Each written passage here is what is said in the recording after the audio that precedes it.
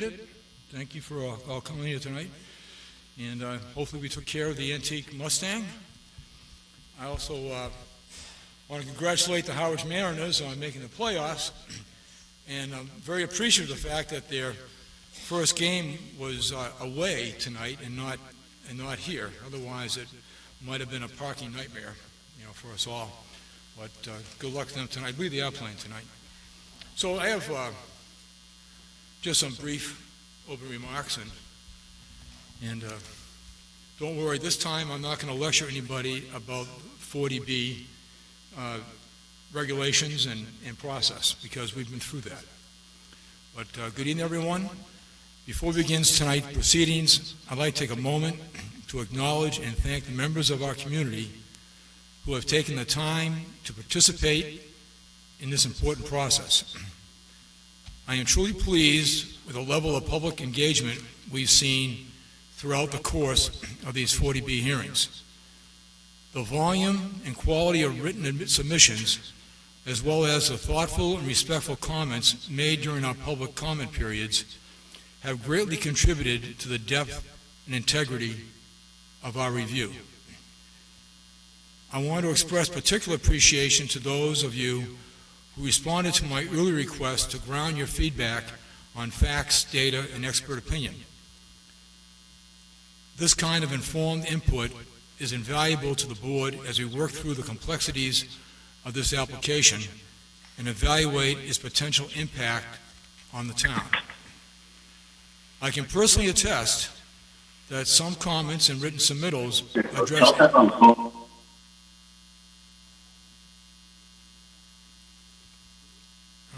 I can personally attest that some comments and written submittals addressed aspects of this development which I had not fully considered and prompted further review and consideration.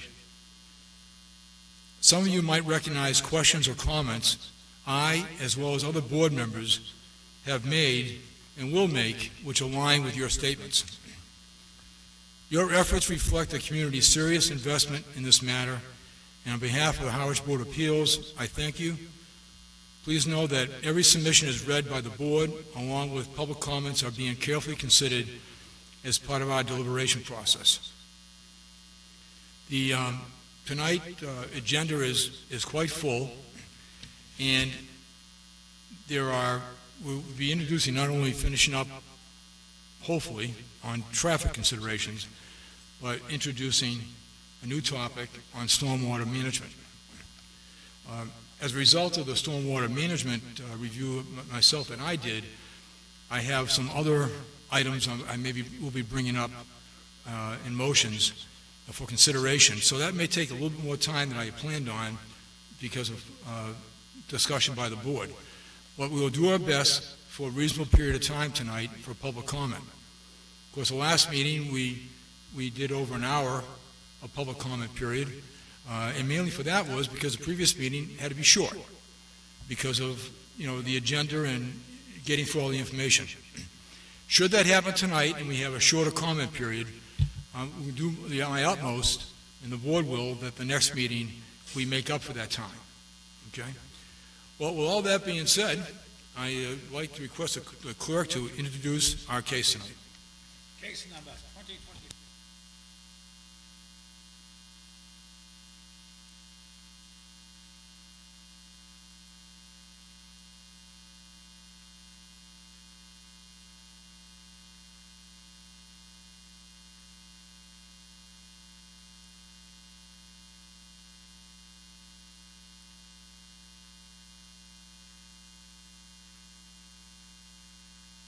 For the applicant and continuation of the traffic and public safety study presentation by Pine Oaks Village 4. Okay. Thank you. Excuse me. Thank you, Mr. Chairman. Peter Freeman representing the applicant, and Bob Doan and Greg Winston are here from the applicant, and our engineers live from Horsley Witten. And on the screen, remote access is Jeffrey Dirk, our traffic engineer. And I will just turn it over to him. He does have the responses that we prepared and submitted and answers to the questions that you had asked and some other things. So I'll just turn it over to Jeffrey Dirk. Well, Good evening, Mr. Chairman, members of the board. For the record, Jeffrey Dirk with Vanessa and Associates were the transportation consultants for the applicant. Mr. Chairman, if you could indulge me and if I could share my screen, I have a brief presentation in terms of just kind of going through our responses. Can you say that one more time? Because I was actually listening to somebody else in the audience because they were concerned about the volume. So what were you saying? That's okay, Mr. Chairman. I believe that, so what I asked for, Mr. Chairman, is just the opportunity to be able to share my screen so that I can go through a brief presentation. Yes, okay. Can we share the screen, please?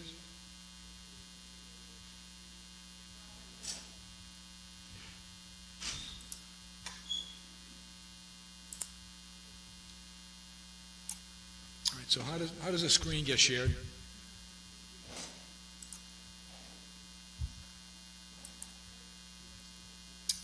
All right, Mr. Chairman, I'm going to see if I can. Is there something on our end we need to do? There we go.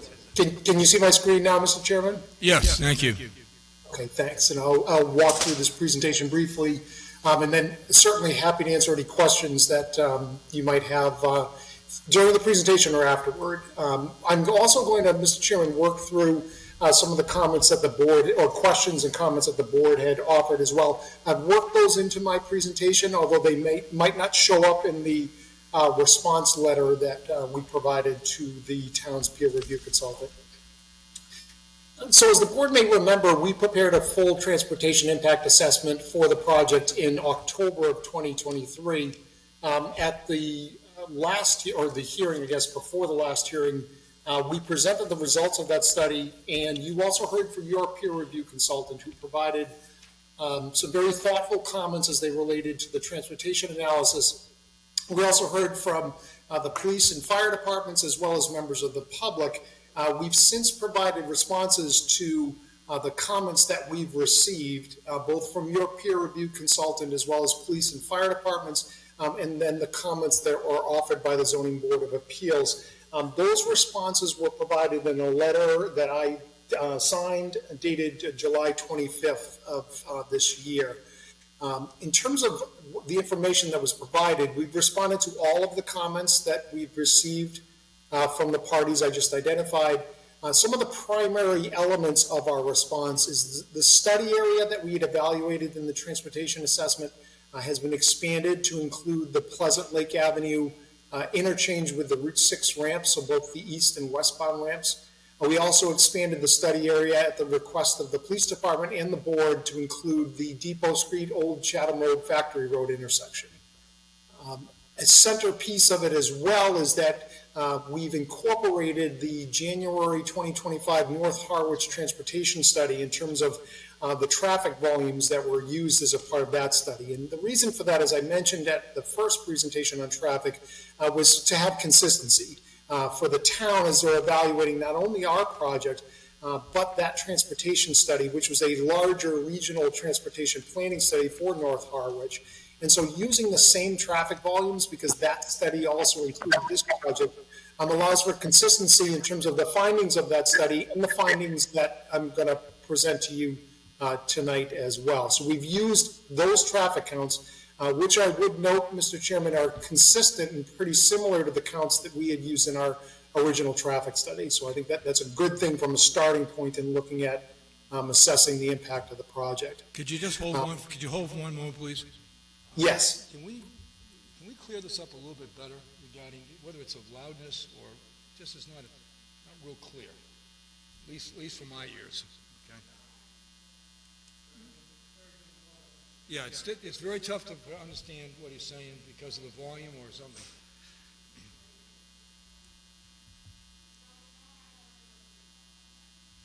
Could you just say a few words, and we're going to try to have the clear it up a little bit at our end regarding the reception. Okay. Yes, thank you, Mr. Chairman. I appreciate you working through the technical aspects. Is it a volume situation? Can't you turn the volume down a little bit, just slightly? That might help. Go ahead, proceed. Thank you, Mr. Chairman, and I can also speak a little slower as well, which may help. In terms of the project itself, one of the things that we had discussed was the daycare component of the project. What we've done and refined since the initial transportation assessment was prepared, and you probably heard discussion of this at the last public hearing, is the daycare center has now been refocused to be providing services for the residents of the project rather than being outwardly looking and serving the general community. And the real key to that as it relates to the transportation analysis is it reduces the draw of traffic to the site that is not related to the residential portion of the project. So that in and of itself has resulted in a reduction in the amount of traffic that's associated with the project by upwards of about 40%, which is a significant decrease in terms of the estimated increase in traffic that the project represents. As we are looking at how this revised traffic volumes impact the roadway network, what we found was that the changes as they relate to removing the daycare center, the impact was also correspondingly reduced. And what we're reporting is that the impact of the project would result in an increase in average motorist delay at any of the intersections we evaluated of generally less than 20 seconds over existing conditions or no build conditions without the project. And that the backup in terms of queuing at intersections would not increase by more than 3 vehicles. So it's a reduction in terms of the impact of the project itself, again, because of the fact that the daycare center represented about 40% of the trips that we were expecting that the project would generate. Now, independent of the project, and I think this is one of the key things that I mentioned as well, is even though we're saying we have a limited impact, that doesn't mean that there are free-flowing traffic conditions. Now, as we've looked at our assessment and consistent with the North Harwich transportation study, independent of this project, one or more movements at the Queen Anne Road, Pleasant Lake Avenue intersection, as well as at the Main Street, Depot Street intersection, and at both ramp intersections, Route 6 ramp intersections with Pleasant Lake, were identified to have a movement that was operating at or over capacity. And I think that's no surprise to anyone on the board or in the audience that if you're getting off the highway, especially in summer month conditions, there are backups that happen on the Route 6 ramps, and those backups are also related to the delays that happen at the intersection. So we've identified that in our study, and we've quantified what the impact of the project is on those conditions, which again is an increase in vehicle queuing of less than 20 a motorist delay of less than 20 seconds, and in vehicle queuing of up to 3 vehicles at any of those locations.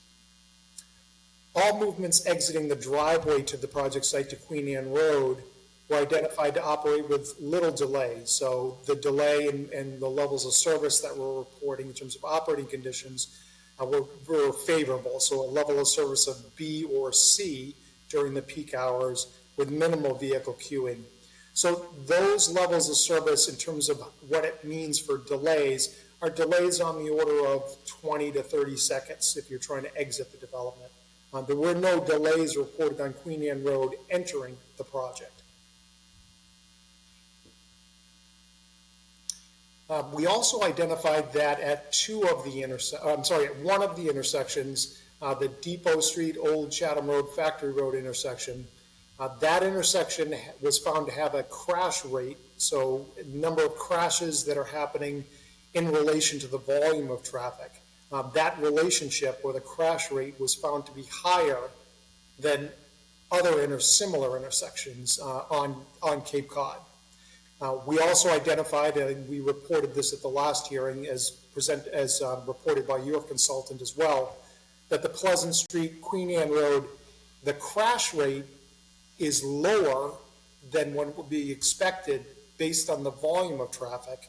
However, the type of crashes that are happening as they relate to property damage accidents or crashes, as well as personal injury crashes, that the type of crashes that are happening there cause that intersection to be reported as a high crash cluster location. So that shows up on the state or Mass DOT's high crash location database as a high crash cluster location, in this case for the crash reporting period 2019 to 2021. So as it relates to safety in the study area, we had two intersections that either were on the state's high crash location list or had a crash rate that was higher than the state average. And so because of that, we've proposed advancement of improvements at both of those locations to address safety, and I'm going to talk about those later on in the presentation. One of the things we also mentioned at the initial hearing was about conducting what's known as a road safety audit at the Pleasant Street, Queen Anne Road intersection.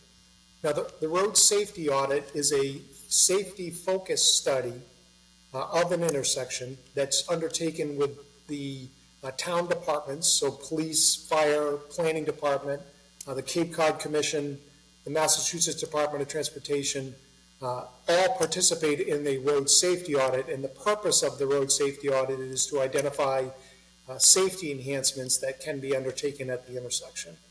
That road safety audit is being paid for by the applicant. It's typically undertaken as a condition of the approval of a project. This applicant has advanced that road safety audit currently, so they're not waiting for an approval, they're moving forward with it. Understanding the sensitivity of this intersection, its criticality to the project, but also, as we had mentioned at the initial hearing, this is a location that has capacity-related needs as well as safety-related needs. And so that's being done right now. The town has been contacted, and the coordination with all of those agencies I mentioned is already underway. So we expect that we'll be reporting the results of the road safety audit probably within the next month. It takes a little time to get everyone together to actually perform the audit and then to prepare the report itself. So that is underway.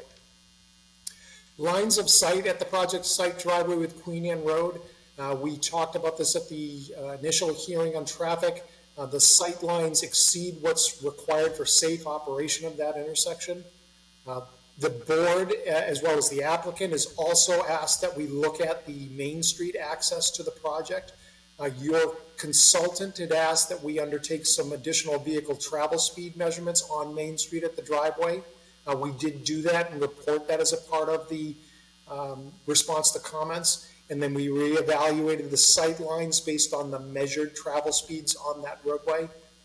Consistent with what I reported at the initial hearing, the sight lines looking to the left as you're exiting, so this would be looking to the east, were found to be limited by an existing fence and trees and vegetation to the west, but it's really looking to the east where the fence and the stone wall associated with the horse paddock there were inhibiting those sight lines. So that is a physical obstruction. It's located on private property that would need to be modified in order to provide the necessary sight lines to allow for that driveway to function, to operate as a full access driveway. The sight line limitations looking to the west, so to the right exiting the driveway, were identified as trees and vegetation. Those are located within the public right-of-way and certainly could be trimmed, removed, and maintained with the requisite approvals from the town. Lastly, as requested by the board as well as the police department, we have made recommendations for improvements, specific improvements, at the Pleasant Street, Queen Anne Road intersection, as well as Depot Street at Old Chatham Road. Again, that's the safety-related intersection. And then along the Queen Anne Road corridor itself, and we'll talk about those at the end of the presentation. So just going through the overall summary of the study area for the project, you see the project site shown here in yellow. Pleasant Lake Avenue is in this location here. Queen Anne Road travels from Pleasant Lake Avenue parallel to Route 6. Here's the Main Street intersection, Depot Street. The Factory Road intersection, Old Chatham Road, is just off the slide here to the north. This slide shows the expanded study area that we had evaluated. So again, we picked up the interchange with Route 6 within our study area, And we also expanded the study area to include the Factory Road, Depot Street intersection. So that was the other intersections were in our original traffic study, but we did fully expand the study area. Now, I had mentioned the trip generation for the project has been revised, and the primary difference, the current development program is shown in column A here. Column B is the development program that we assessed in the original transportation assessment. So the primary difference between these two, again, is the daycare component, which is now inwardly focused. So it's intended to serve the residents of the project rather than being outwardly focused. It's also much smaller, and it's being located in the community center. So again, it's really going to be community focused as it relates to the residents of this project. And then the difference here in the last column, that's the net decrease in trips from the original transportation study, primarily related to the fact that the trips associated with the daycare center are not going to be derived from outside of the community. It's going to be trips within the community itself. And as I mentioned, the numbers have been reduced by up to approximately 40% during the peak hours as a result of this change. So that in and of itself reduces the off-site related impacts of the development. One of the other things that your consultant had asked us to look at is using the most recent or current U.S. Census data that's available to distribute the traffic onto the roadway network. And so we did go ahead and do that.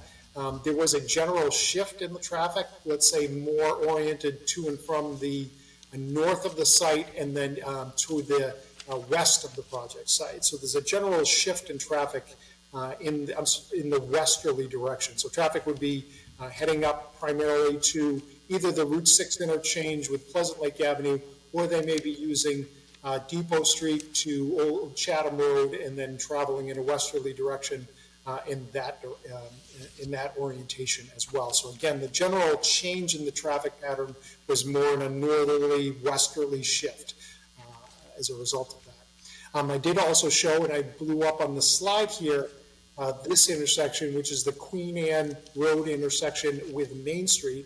And the reason I've done that is to show you the difference between with the Main Street, with and without the Main Street access. So this slide here shows if we had access only by way of Queen Anne Road, and if we were not able to overcome the sightline limitations at Main Street, this is what the distribution would look like as it relates to trips.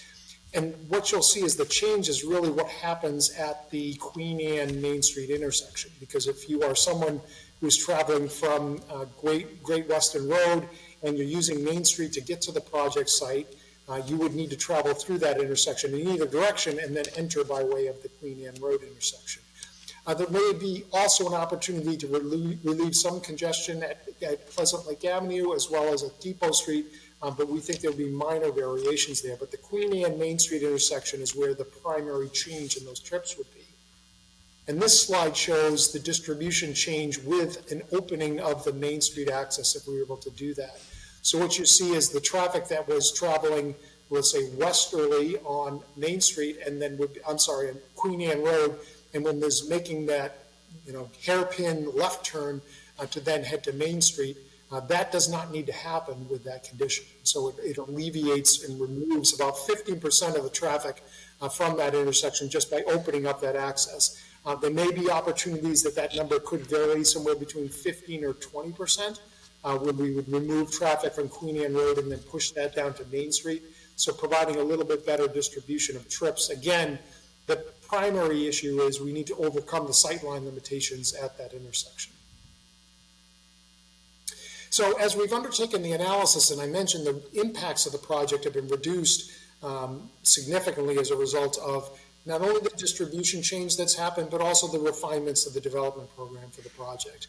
So we've revisited the recommendations in light of the changes to the impact of the project, but I think more importantly is listening to the feedback that we've received from the board as well as from the police and fire department, and some thoughtful comments from your review consultant as well. So the first set of recommendations, similar to what I had presented previously, are dealing with the site plan itself. And the site plan, as you heard at the last hearing where they went through some details of the refinements of the site plan, these recommendations have been incorporated. In fact, before we present these to the board, our team, as well as the site engineer, go through each of our recommendations, make refinements of the site plan to ensure that there's consistency with our recommendations as they relate to access, circulation, parking, signs and pavement markings, and such within the development. So that's what these recommendations are. You will see all of these in the site plan in terms of the width of the roadway, the design of the parking spaces, traffic control devices. You heard mention, I think, at the last hearing about providing traffic calming measures within the project. So that's all been done in consultation with us and feedback that we provided to the site engineer as well. So these are the recommendations that are reflected on the plans. The last recommendation is the recommendation as it relates to Main Street. So what we've said as it relates to the Main Street access is that to the extent that those sightline limitations cannot be removed, then that driveway should be restricted or limited to emergency vehicle access only. It can be open to pedestrian and bicycle travel, and we've said that that's something that should occur even if it's not open to vehicular traffic. Pedestrians and bicycles should still have the opportunity to use it. But absent removal of those sightline limitations, that driveway would need to be gated and restricted to emergency vehicles only. So now looking at the off-site recommendations, and again, these are as a result of comments from the board, the additional analysis that we've undertaken, as well as comments from police, fire, and your peer review consultant. So looking at the Pleasant Lake Road, Queen Anne Road intersection, as I mentioned, we have capacity issues as it relates to that intersection, and I'll talk about that in a minute. We also have safety-related improvements that are needed given the fact that it's a high crash location, and as I mentioned, we're undertaking that road safety audit now. So as it relates to capacity improvements, we've identified both short-term and long-term improvements. Before I get to these improvements, I do want to mention that as we've undertaken this additional analysis, we have included the other affordable housing project that is proposed on the, we'll call it the northeast corner of that intersection off of Queen Anne. I believe it's 456 Queen Anne Road. That project and its associated traffic volumes have been included in our traffic analysis for this intersection. And so I think that's important as you're considering both of these projects, that as we're looking at these improvements, this idea of building upon kind of what this applicant is doing and what that other applicant may be asked to do at this intersection, the real goal of that is to make sure that the town gets an improvement at that intersection. If there's physically something constructed, and the ability to have two projects contributing to improvements at that intersection provides a significant benefit to the town in that you can get a real project done. So the longer term project here, which I think is something we all agree needs to be done. So as it relates to the short-term improvements, in order to offset the initial impact of this project would be through retiming of the traffic signal. We've provided an analysis as requested by your consultant that demonstrates that with some retiming of the traffic signal, especially during non-peak summer months, the operations of that intersection can be improved such that the impact of the project will be significantly reduced or offset, meaning that we'll create a betterment as a result of the retiming, even with the additional traffic from this project itself. And again, that's really looking at the majority of the year. So during non-peak summer month conditions, so outside of the 2 months of the year, the retiming of that traffic signal will provide a significant benefit. Now, we've proposed to do that retiming at 2 points as it relates to the project. So the first is within 6 months of the issuance of a certificate of occupancy. So initial occupancy of the project, the building inspector issues a certificate of occupancy. Within 6 months of that initial occupancy certificate, the traffic signal would be retimed. We would then go back and retime the signal again as needed upon achieving 80% occupancy. And the reason for that is that both of these points, what we're doing is allowing for traffic from the project to actually get onto the roadway network settle out in terms of its distribution pattern, and then we change the traffic signal timing at the intersection to reflect the actual pattern of traffic relating from the project. So that's the reason for the 2 touch points in terms of the retiming that we're proposing. Now, there is the need for a longer-term improvement. Now, we've taken a look at the available right-of-way at the intersection, which there's not a lot of public land there to do significant geometric improvements at the intersection. However, it does appear that there is land to be able to potentially create a left turn lane on Queen Anne Road in both directions, which that is needed for adding capacity to have the 2 comprehensive permit projects at the intersection. So we think that that's something that in and of itself, just the creation of those additional turn lanes will result in a significant improvement over current conditions at the intersection. So in order to advance that long-term improvement, what we're proposing to do is to provide a fair share contribution to the town for the design and construction of those improvements, in addition to assisting the town in preparing a grant application for the improvements.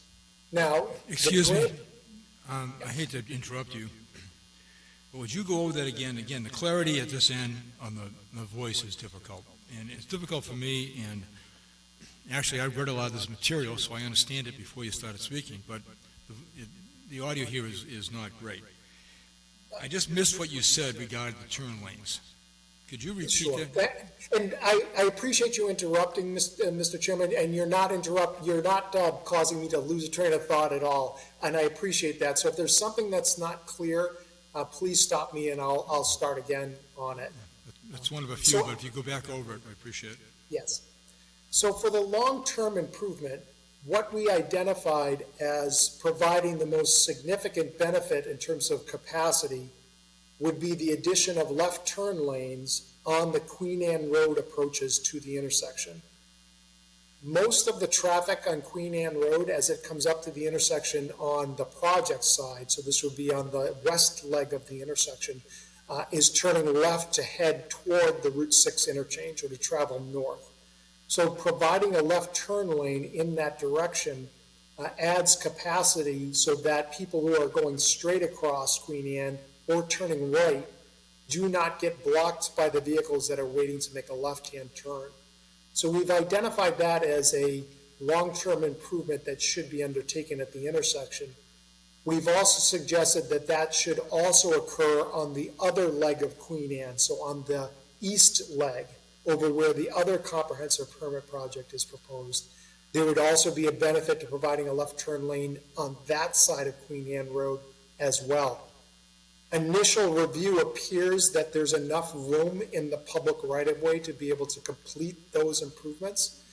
And so what the applicant or what we are recommending to be done there is the applicant would assist the town to prepare an intersection improvement study that would develop a concept plan showing these improvements, the right-of-way that's available to implement the improvements, providing a cost estimate of what it would cost to design and construct the improvements, and then that would be used to inform a grant application that would be provided, or the applicant would assist the town to prepare.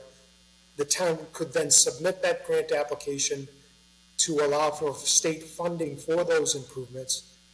And then further, the applicant would then provide a fair share contribution, so a payment to the town based on the project's proportionate impact at the intersection. So what you're saying is there's enough land in the intersection to develop these additional turning lanes? Yes, it appears that there is, Mr. Chairman. The same cannot be said on Pleasant Lake Avenue. The right-of-way there is almost entirely used either by the road itself or private property is right up against the edge of it, so there's not a lot of room for doing additional widening. But on the Pleasant Lake approach, on the Queen Anne approaches, it appears that there's enough land within the publicly owned to allow, or town-owned, to allow for those improvements to take place. So moving on to the safety improvements at the intersection. So those first set of improvements are capacity, so they're to address delays in queuing at the intersection. The next set of improvements are safety-related improvements. So as I mentioned, the applicant is currently undertaking a road safety audit in consultation with the town, the Cape Cod Commission, and Mass DOT. That is underway right now, and the applicant is paying for that. The applicant is also committed to, as a result of the road safety audit, there'll be several recommendations made for improvements at the intersection for safety. The safety impact or safety improvements, unlike the capacity improvements, the majority of those are what's known as short-term, low-cost improvements. Short-term, low-cost improvements are improvements that can be implemented immediately. So they don't require a lot of design. They don't require acquisition of private property. They generally do not require widening of the roadway. They're focused on signs, pavement markings, signal retiming, and similar type of improvements at an intersection. Those are the improvements that have been shown to have the most significant benefit in terms of safety. The applicant is committed to design and construct the short-term, low-cost improvements that are an outcome of the road safety audit within an amount not to exceed $20,000. Now, that amount that's set there is really generally what we recommend that an applicant allocate for budgeting for short-term, low-cost improvements. But I would also mention, Mr. Chairman, because this is a high crash location, the other comprehensive permit project or the affordable housing project right on the corner of the intersection is they're going to need to overcome these same type of conditions. And so the expectation is that applicant would be similarly contributing to cost for design and construction of these improvements, and that the pooling of that money may be able to get a much larger improvement project done there. So more short-term, low-cost improvements or additional improvements above and beyond what this applicant will be designing constructing at the intersection. So it does provide a cumulative benefit in terms of an impact of safety improvements at this location. Lastly, in terms of the safety improvements, similar to the long-term capacity improvements, the road safety audit will identify capacity enhancements as well, more related to safety. Those identified long-term safety enhancements would also be incorporated into this grant application. So the road safety audit is going to serve a couple of purposes. It's going to allow for short-term, low-cost improvements to be done immediately. It's also going to inform the grant application. And as the state is looking at the grant application, the fact that we have affordable housing being created that is tied to this intersection and the need for improvements, both safety as well as capacity enhancements, really makes this as something that rises very high on their list for funding, just for that reason. And the road safety audit is really something that's a significant benefit as the state weighs applications throughout the state for similar type of grants. The fact that this work has already been done, I think, bodes well in terms of an approval for a grant application. So now moving on to the Depot Street, Old Chatham Road, Factory Road intersection. It's probably not something that I need to mention, but I'm sure everyone's aware that, and the police department brought this up, there have been 2 fatalities recently at this intersection. We did work with the police department. They provided information to us on the 2 fatalities that happened, one relating to a motorcyclist, another relating to a dump truck at the intersection. Not sure that, at least as it relates to the motorcyclist, was not necessarily related to a geometric deficiency at the intersection. The dump truck crash that happened at the intersection that resulted in a fatality, I don't know that a cause has been attributed to exactly what that is or what happened to each of the parties before or after, or let's say before that crash happened at the intersection. But The information that was provided in the crash reports allowed us to develop a series of recommendations to try to look at, what may have been a contributing factor, and what might be able to be done to address the type of crashes that are happening and some of the incidents that have been reported. So we've developed a series of recommendations, and again, the applicant is committed to providing a fair share contribution to the town to implement the improvements. So the improvements that we've suggested are replacing the stop signs on both the old Chatham Road, Factory Road approach. And I think the significance, it's not just replacing the stop signs, but I think you've seen these on Cape Cod and other locations, is that in the border of the stop signs itself is that there's solar-powered red LED lights that basically flash. And the real intent of that is to draw attention to the fact that there's a stop sign there. So as you're coming up to the intersection, it's just another thing because too many people are distracted. These are something that may bring your eye to the stop sign and hopefully will cause you to just be a little bit more aware of the fact that there's actually a stop sign on those approaches. So that's the first recommendation that we have. On the old Chatham Road and Factory Road approaches, again, knowing you're very familiar with the intersection, the stop lines are set very far back from the intersection. So I imagine most people, when they come to the intersection, they may stop at the stop line, but then they probably creep forward so that they can see cars that are approaching them on the Depot Street approach. So really, those stop lines need to be pulled closer to the intersection, and then the stop lines replaced with high visibility thermoplastic markings. So again, the idea is very apparent, very reflective pavement markings, putting those pavement markings in the proper place where people should stop so that they don't need to proceed beyond the stop line to be able to see a car that's coming at them. So we've recommended that take place. Same thing on the old Chatham Road and Factory Road approaches, providing stop ahead warning signs on those approaches, again, to reinforce the fact that you're coming up to an intersection with stop control. Intersection ahead warning signs on Depot Street. So we've all seen these. These are the yellow signs. In this case, it would have a cross in the middle of them to show that it's a four-way intersection approach coming up. And then you'd include the street name signs. Again, it's all about making people aware that they're coming upon an intersection and to expect that there might be conflicting traffic. And then lastly, again, looking at the sight lines at the intersection, the idea of trimming vegetation that may be inhibiting some of the sight lines on the approaches. So if you're coming up on Old Chatham Road or Factory Road looking to the left or right, I think primarily looking to the north, trimming the vegetation. Looking to the south, the Route 6 overpasses there, so there's not a lot of vegetation or sightline obstructions in that direction. I think it's mostly looking to the north. So we've identified a series of these recommendations. The applicant's committed to making a fair share financial contribution to the town, which would then allow for these improvements to take place at the intersection. Looking at Queen Anne Road, so the alignment of Queen Anne Road itself, and the first, so we have a series of recommendations here. The first one is actually a recommendation from your police chief.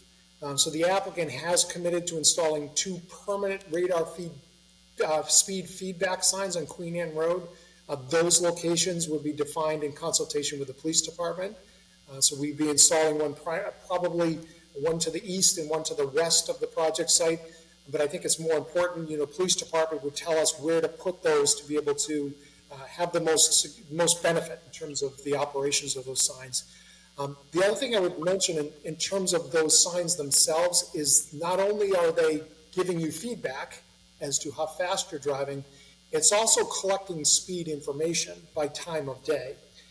That information can be used by the police department so that they can then look at when speeding is taking place and undertake targeted enforcement. So we all know that there's limited resources, especially for traffic enforcement.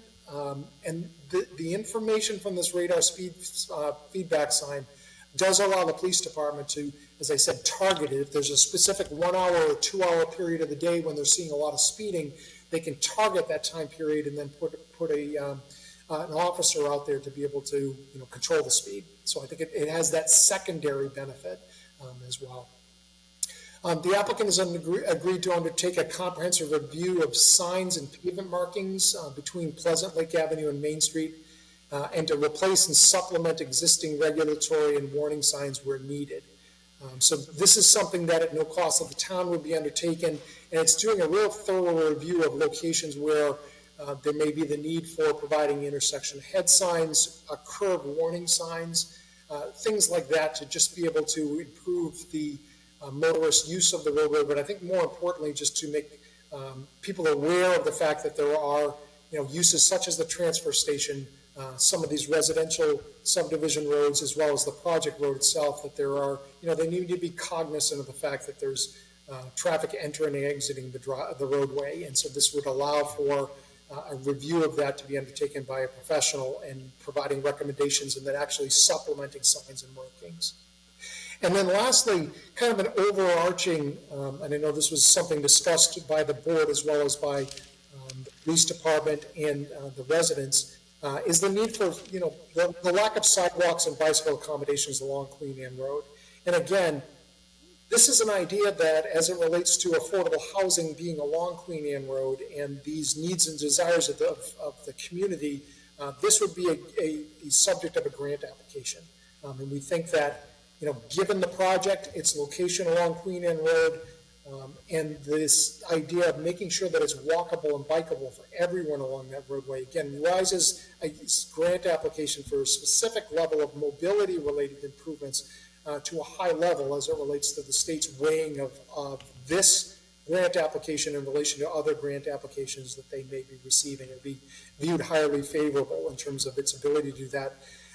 Also, because the Cape Cod Rail Trail crosses Queen Anne Road between the project site and Pleasant Lake Avenue. Again, it hits that high point of this connectivity and mobility connections, which I think would rate very high in a grant application. So the applicant is committed to assisting the town with more of a larger overall corridor-related improvement. So as you're looking at these Queen Anne Road improvements, the first two improvements, similar to what we were talking about at the Pleasant Lake Queen Anne intersection, is really dealing with immediate improvements that can be undertaken by this applicant as a part of this project to immediately effectuate safety-related enhancements. And again, things that have been specifically requested by the police department, and we've implemented those and agreed to undertake those as a part of the project. And then the last part is really looking at a more regional-related overall improvement, a corridor improvement, that we think, because of the fact that affordable housing is being located at this site, makes Queen Anne Road and the specific mobility enhancements something that would be, again, weighed very heavily in terms of a favorable look at a grant application. At the Queen Anne Road Main Street intersection, we've had some discussion about the awkwardness of the turn that happens at that intersection, specifically the hairpin turn that's there. So that's another location that, looking at the corridor-related improvements, could be the subject of a grant application as well.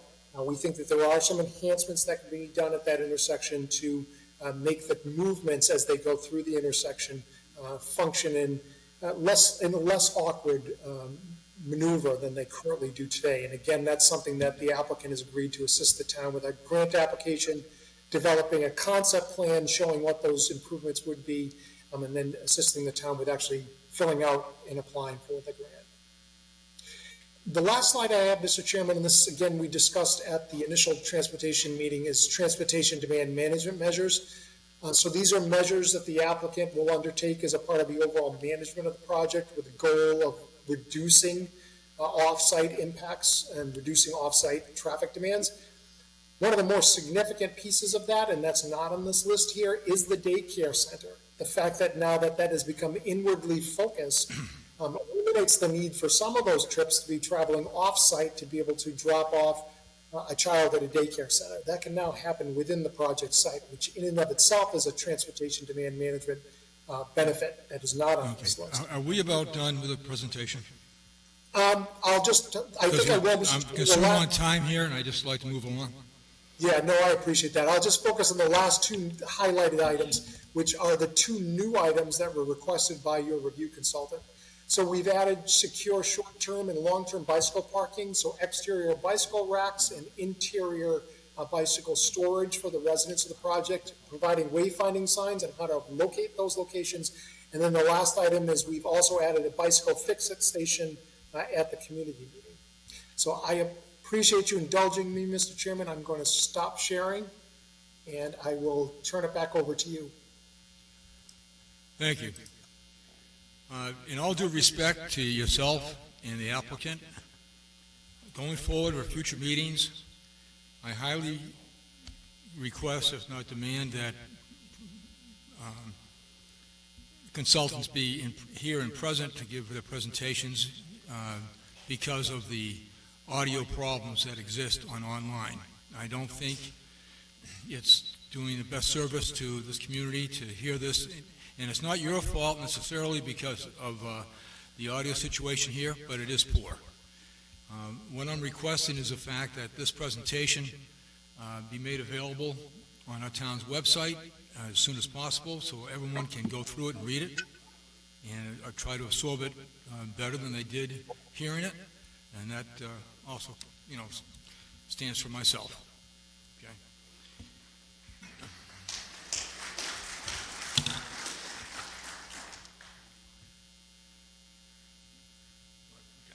But realizing that you didn't realize the problems with the audio, but going forward, we all know it, so hopefully everything's going to be done in person going forward. Okay, I have a handful of questions, and I'm sure other board members do as well. I'd like to first start off regarding the Queen Anne Road right-of-way itself. You mentioned, and before I get into it, I believe that you mentioned that some of your data is coming from the North Harwich study that was commissioned by the town with VHB. Is that correct? That's correct. Okay, thank you. So Queen Anne Road, like everybody in this audience here, we've been up and down. I've been up and down it quite a bit. As a matter of fact, anybody in town, particularly anybody who moves into town, accesses Queen Anne Road probably at least once a week because of going to the dump and other businesses that may be there. But what is the actual right-of-way available for shoulder, additional land that's not being used by the road? From my driving on it, I just can't vision that there's any much additional right-of-way available on Queen Anne Road to do anything except possibly, walk, in a couple of feet on the sidelines. I don't see where there's room to expand the road, which I don't necessarily think is needed, because that would just increase speeds, but to provide sidewalks. Have you seen any site plans of the right-of-way of Queen Anne Road which gives you confidence that there's any reason to talk about sidewalks? So, Mr. Chairman, yes. So what we have at present, at least as it relates to an initial review of it, is the town's assessor's information, which does show GIS-related property lines. And so those property lines would indicate that there's room on either side of the road beyond the paved area to be able to implement, as you said, sidewalk-related improvements or such. Now, that information is not as good as ground survey, but it is indicating that there is right-of-way beyond the paved area to be able to effectuate a sidewalk-related improvement. Okay. I hear you. Honestly, I don't believe it because, just from driving it, looking at the businesses, where people have their walls, I'm just concerned that, particularly in the businesses and so forth, that we don't have much of a shoulder on Queen Anne Road. And I'd like it at some point, and this is not, again, I've stated at these meetings that infrastructure issues are not the direct responsibility per 40B of the applicant, only if it is related to an extreme problem which overshadows the need for affordable housing. So I would like to know if there's an opportunity for you, or is actually as well as our peer review consultant, and since they've done a very comprehensive study of the North Harwich traffic study, and I'll get into that in a minute, because the opportunity and the availability of that study has been presented at this meeting. I'd like to know from both of you, and particularly VHB, where we stand for the right-of-way on Queen Anne Road, and what available land there may be there to improve traffic and particularly safety measures such as sidewalks. Now, this town, in doing original some checking, has over 450 public roads. Of those, less than 10% have sidewalks. You know, currently there are over 60 homes that have, about 60 homes that have driveways actually accessing Queen Anne Road. And 124, which is even far busier, has over 50 homes with direct access onto 124 or Pleasant Lake Road from the intersection up to the town main intersection. And they don't have sidewalks either. Folks, sidewalks is an issue for safety throughout the town, not just on Queen Anne Road. And it's something for the town to consider. Now, on the traffic study, you indicated that on the daycare center, there's going to be a reduction of trips of 40% because we're revising plans for the daycare center and not including a public access to the daycare center. Well, I say public, strictly is going to be dedicated to the residents of Pine Oaks 4. How big a daycare center had been planned for how many children originally? So I'm going to defer to the applicant in terms of the number of students, Mr. Chairman. However, the daycare center size that was assessed in the original transportation assessment was 5,000 square feet. Okay.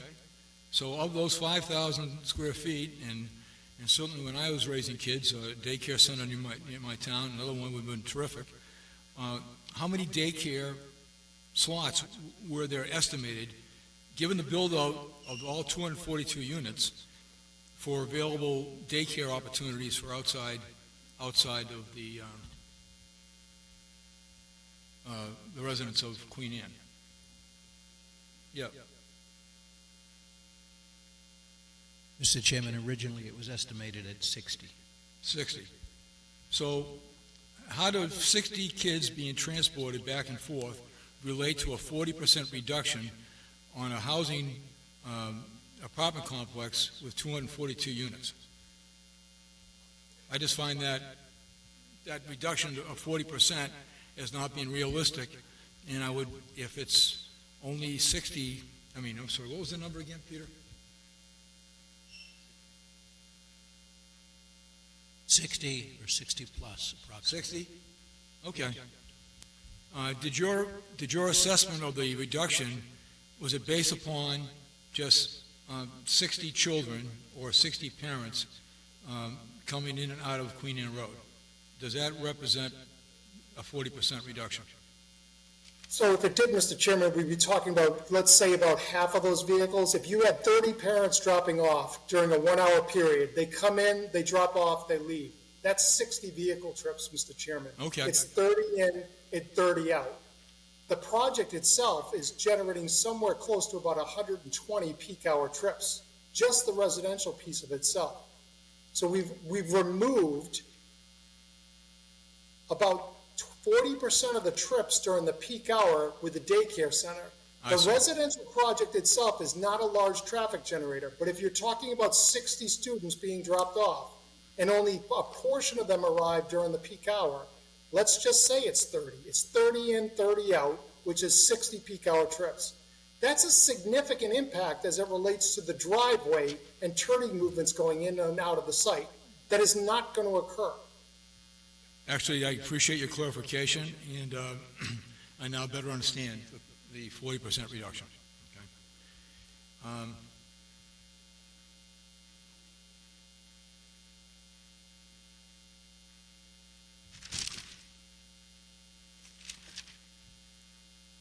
Okay. Stop signs. Now, regarding again, I've been a proponent of taking a look at the traffic impact study, or regarding, actually, it's not what's the exact word for that, but regarding the having access to Main Street and you mentioned that it's going to be 15 and the original report that I read said 20%. You revised that down to 15%, but you did mention 20. It's hard to tell. This is just an assessment. So I think the reduction on traffic Queen Anne Road of 15-20% is significant in putting in access to Main Street. I do recognize the problem, perhaps the problem on sightlines. Is there any reason why, and Queen Anne Road, at both Queen Anne Road and Main Street, and at that location of where the emergency road is supposed to be, if that was an access road, is there any reason why the town would not permit a stop sign on Main Street in front of the driveway? And wouldn't a stop sign in front of near that street on Main Street provide then the opportunity for a left-hand turn and reduce the issue of sightline? So you could do that. So you could, I think you could do that. I will tell you that I don't know how comfortable I am. I would need to give that some more thought. Sure, I understand. Yeah. And the reason for that, Mr. Chairman, is nobody expects a stop sign in the middle of the road. And this is a driveway to a project on a generally residential road where a stop sign doesn't exist at any other location except at primary intersections. Well, and so what I think needs to be reviewed, and I can look at this with your consultant, is as it relates to motorist expectation, whether putting a stop sign in there is something that someone's going to expect that's driving along Main Street, and whether that's going to create more of an issue. But certainly, I understand what you're trying to achieve, which is that deals with the sightline issue. But I think I'd need to look at that in a little bit more detail, and obviously have your professional consultant also weigh in on that. But I understand what you're trying to achieve, and I'm not saying that that's not an appropriate solution. Sure. Right now, I'm just trying to consider ideas as we look at this whole development, and to get all the facts and figures. Obviously, they're potentially, again, if you can talk to professionals and talking to our peer consultant as well, certainly signage, flashing signs, whatever, ahead of it, stop intersection coming up, things like that can also be helpful to reduce the fact of stop sign is there, and not just springing on people, but give them ample warning. Okay, and I had the same question to throw out, and if you can discuss things, if you or our peer consultant can discuss things with the Highway Department regarding even at Queen Anne Road and Main Street. That left-hand turn there, even now, to get onto Main Street, is very difficult. And regardless of this project going through, it would appear to be that needs to be a traffic calming situation there to reduce any problems of accessing Main Street from Queen Anne Road. And Queen Anne Road being a much busier road than Main Street, traffic calming measures on Main Street, I would suggest be considered. And again, I'm not a traffic consultant, just throwing that out for concepts to consider. Okay. Those are my immediate questions. Gentlemen, starting with John.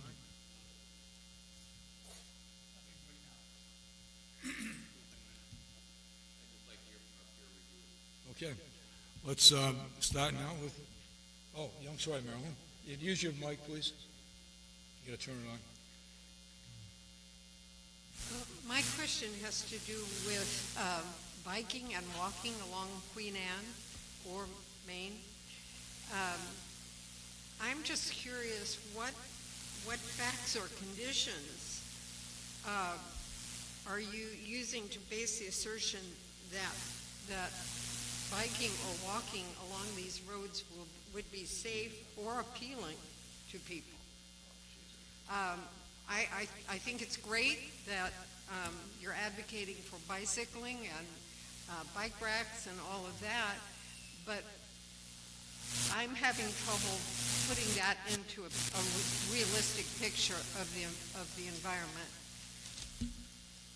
So I think we've been very clear that there, I think the chairman put it very well. There's no, right now as it relates to the paved area accommodates 2 lanes of moving traffic, one in each direction. It does not accommodate pedestrians. Bicycles certainly could be on that roadway. They probably are, but a motorist would need to cross the center line to get around that bicyclist, which is not desirable in any situation.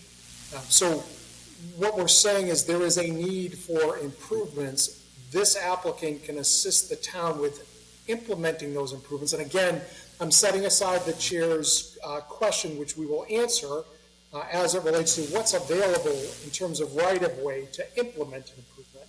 But this applicant is committed to assisting the town with implementing an improvement, getting a grant to design and construct an improvement along Queen Anne Road so that we can separate pedestrians, bicycles, motor vehicles on the roadway itself.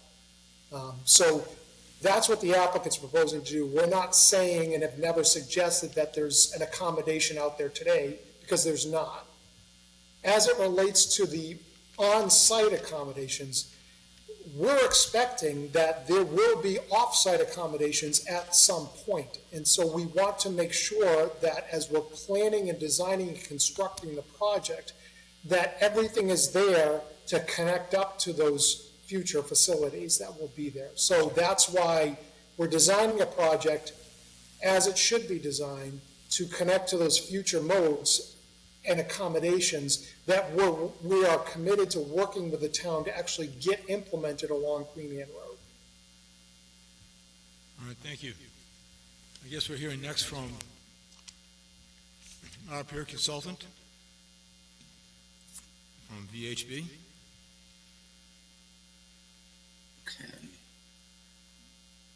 Okay. Good evening, Mr. Chair and members of the board. For the record, my name is Michael Santos with VHB. Glad to be back here again. I apologize that I'm not able to make it in person this evening. I'll make sure that I'll be there for follow-up meetings. First of all, I just want to make sure, can everybody hear me okay, or is the audio still kind of muffled? You're okay. The audio is not great. Okay. All right. Thank you. So I prepared a brief presentation tonight where we did receive the applicant's response to comments, and I know that the applicant's traffic engineer tonight went over additional items that we weren't aware of yet. So I'm happy to see that they have addressed additional comments from the board and the public safety offices in the town. I will share my screen right now. So just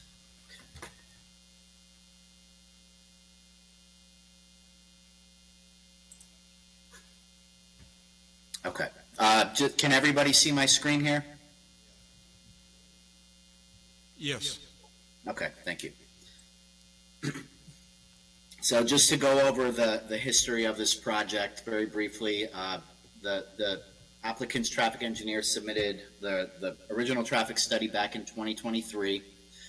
There was a supplemental trip generation assessment in 2024 that was updated to depict a smaller development program. We also reviewed the permitting plans, the site plans from March 2025. We submitted our peer review on June 13th with quite a substantial amount of comments related to the traffic analysis, safety evaluations, site plan issues. Again, the traffic engineer submitted their responses recently on July 25th. We were able to review their responses. We have not prepared a follow-up comment letter to that yet. I wanted to wait until after this, meeting to see if there was any additional material and to see if we needed to add anything to that. So we will be submitting a formal comment letter on their responses. So the peer review is still in progress. So again, just to reiterate what Mr. Dirk had talked about, they did add some intersections to the study area. Depot Street at Old Chatham Road and Factory Road, that was identified as a location where there were some serious safety issues. And also Route 124 at the Route 6 ramps, which do have operational issues there related to capacity. We did ask them to collect speed data on Main Street.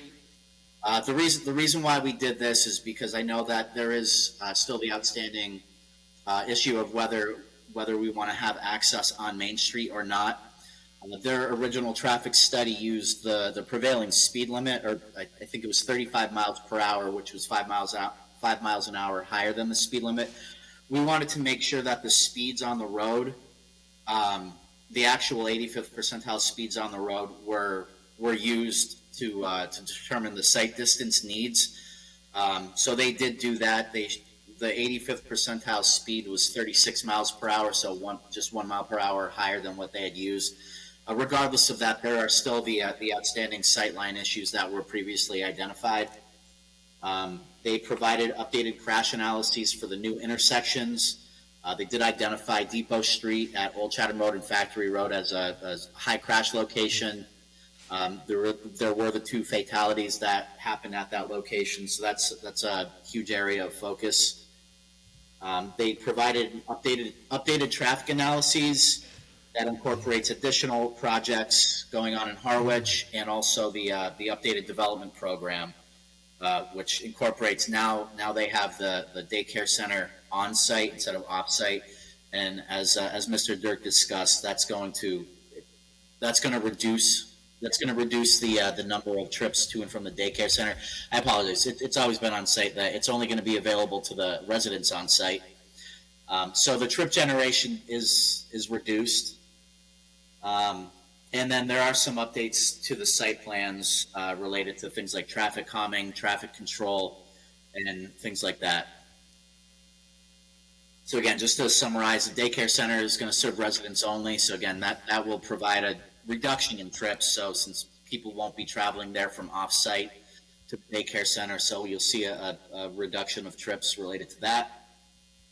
The capacity issues at Pleasant Lake Ave and Queen Anne Road exist. There are some capacity issues at Main Street and Depot Street during the summer months. The safety issues at Depot Street and Old Chatham Road and Factory Road. And again, as Mr. Dirk went through, they're proposing various pieces of mitigation and funding opportunities, or helping the town find funding opportunities to address these issues. Excuse me, Mike, Yes. and not to be rude, but we've already heard from Pine Oaks and exactly Yeah. what they're doing, so you don't need to summarize Okay. their report, okay? Could you, So, yeah. could okay. you, could you move I- on to what you feel are your concerns still Yeah. regarding their recommendations and concerns on traffic related to this project, instead of just summarizing what we just heard? Sure. So I think the focus of what I wanted to discuss today was the specific recommendations that they are proposing, and I think more importantly is how do those get implemented. The first recommendation at Queen Anne Road and Main Street. So this is one location that we've identified. I think that there could be some, and you had mentioned it too, as with looking at traffic calming devices on Main Street. I think that at this intersection, there's opportunity to improve the geometry. I think what might be helpful is if the applicant takes all of these specific improvements that they're proposing or suggesting and put it on a plan so you all can see it, specific locations and what these improvements might actually look like. Because I think up to this point we've only really heard descriptions of this. So I would ask the applicant if they can go through and take all of this mitigation that they're proposing, or including the recommendations and putting it on a plan so you all can see exactly what may be done. That's a great idea, and I'd like to have that included with the, Yeah, I with the just, I applicant's think, report I they did think- tonight, and have it put on the website for Yeah. the community to see. But I think it'll be very helpful for you to visualize it rather than just see it in like bullet points. So the first intersection here, Main Street at Queen Anne Road, I do think that there can be some geometric improvements right now. It's an extreme skewed angle. I had concerns about sight lines at this intersection. And really what I would ask the applicant to do is to look at what the right of way is on Queen Anne Road, as you had pointed out. That's something that we should understand is how much additional room is there to work with to, maybe possibly realign Queen Anne Road to Main Street, maybe tee it up a little bit. There might be opportunities for that. That would improve the sight lines. You could tighten up the intersection a little bit. Main Street at Depot Street. This was another location where it's kind of similar to Depot Street and Old Chatham Road and Factory Road, where the signage is kind of substandard. What they're proposing at Depot Street and Old Chatham Road and Factory Road, I did appreciate those improvements. The FHWA has guidelines for safety countermeasures, and there's specific guidelines for dealing with unsignalized intersections like that. So what they had proposed is enhancing the stop signs, providing warning signs in advance of those stop signs, and providing intersection ahead warning signs at that intersection. I think that will really go a long way in helping improve the safety at that location. So that's something that they should really work with the town on And Mike, implementing. I'm sorry to Yes. interrupt, you're still repeating the summary from the applicant. Could we get into areas which you find are still problems that need to be addressed regarding the applicant's traffic study? That's been. So I think they did a good job of covering everything. So I think this intersection at Main Street at Queen Anne Road should be something that they focus on. I would like to see some improvements at Main Street at Depot Street, essentially upgrading the signage, upgrading the pavement markings, bringing them up to current standards, like they're proposing at the Old Chatham Road intersection. The Pleasant Lake Avenue at Queen Anne Road, we agree with what they're proposing there. I think that they can add the left turn lanes. I would recommend that they look into what the actual available right-of-way is and put that on a plan. Same thing with the Queen Anne Road corridor. If we're looking to improve pedestrian connectivity there, which I think has been identified as a problem in recent meetings, that we should understand how much room we have to work with. So that would be something that I ask the applicant, is just look at what the actual available right-of-way and see what you can actually fit in there, rather than just saying we can build a sidewalk and then we find out down the road where it may not Well, fit. Mike, in some degree, I don't know if I'm speaking out of turn here, but, your firm recently did a major North Harwich traffic study, which I think was about 300 pages, which the Yep. applicant has referred to in this thing. Yep. I think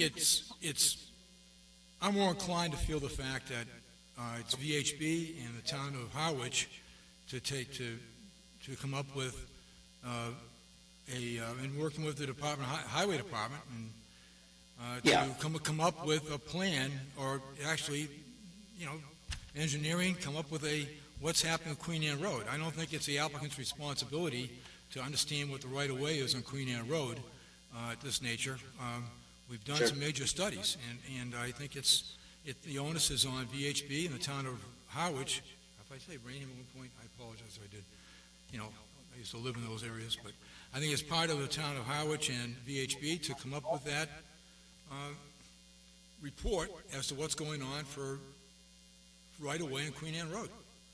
Sure. Yeah, we'd be happy to work with the town on that. I know there were quite a few recommendations in there that we can certainly advance those and work with the town on So do you- moving those forward. Do you feel you could get that accomplished this month, to get that report, working with the town, of what the right-of-way is on Queen Sure. Anne Road? Yeah, we can work with the town to kind of add some more details to the recommendations that were in that study, including the right-of-way, just to see what can actually be built.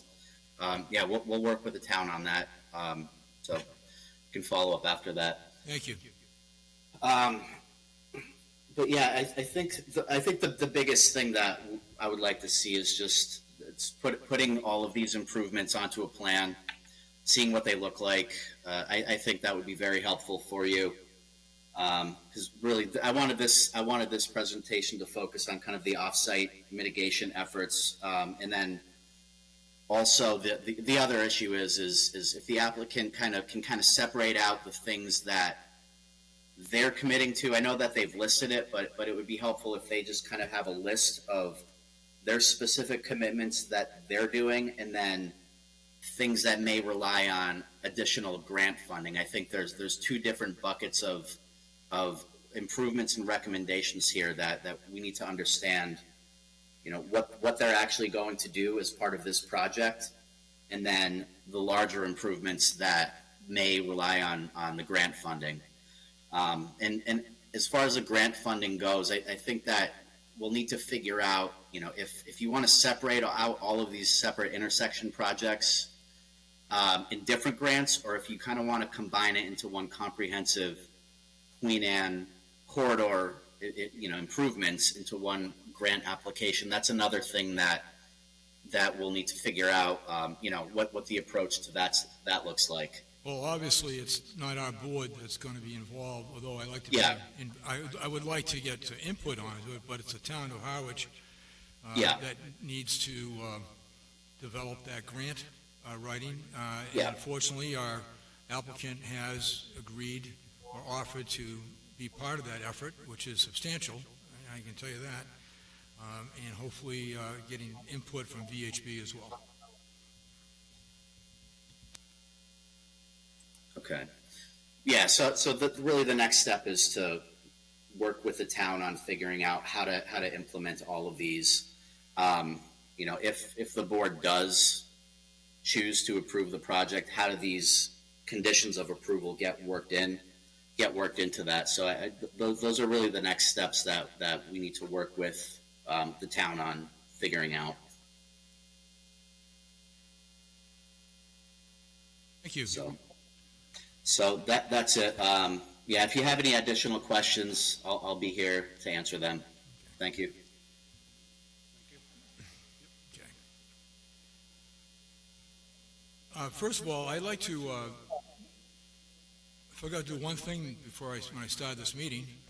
The board introduce themselves. Okay. So if we could start, John? John August. Alexander Donahue. Brian Sullivan? Dave Nunley. Chris Murphy. Kenneth Dixon. Marilyn Ross. All right, board members, do you have, you mentioned before you didn't want to ask any questions if you had any until VHB got done, so go for it. Mr. Chairman, I really have a question about the obligation of the applicant. I think I heard you or someone state that the applicant is not obligated to these off-site improvements. I want to make sure that the public's aware and I'm even clear on this. Well, I understand, if I could, yeah. I understand they're willing to participate, willing to help write grants, willing to even do some cost sharing. But do they have an obligation to improve Queen Anne Road, to put in sidewalks, to put in bike lanes? Not that I'm aware of. We're having a lot of discussions about what the applicant can do. Clearly, we all know that that's a dangerous road, it's over-traveled, we need to work on it. But unfortunately, I'm not hearing that it's the applicant's responsibility. Can you clarify that, please? Okay, and I'd like to have, perhaps, I want to ask, Judy, are you online? Judy is our consultant on 40B with the Mass Housing.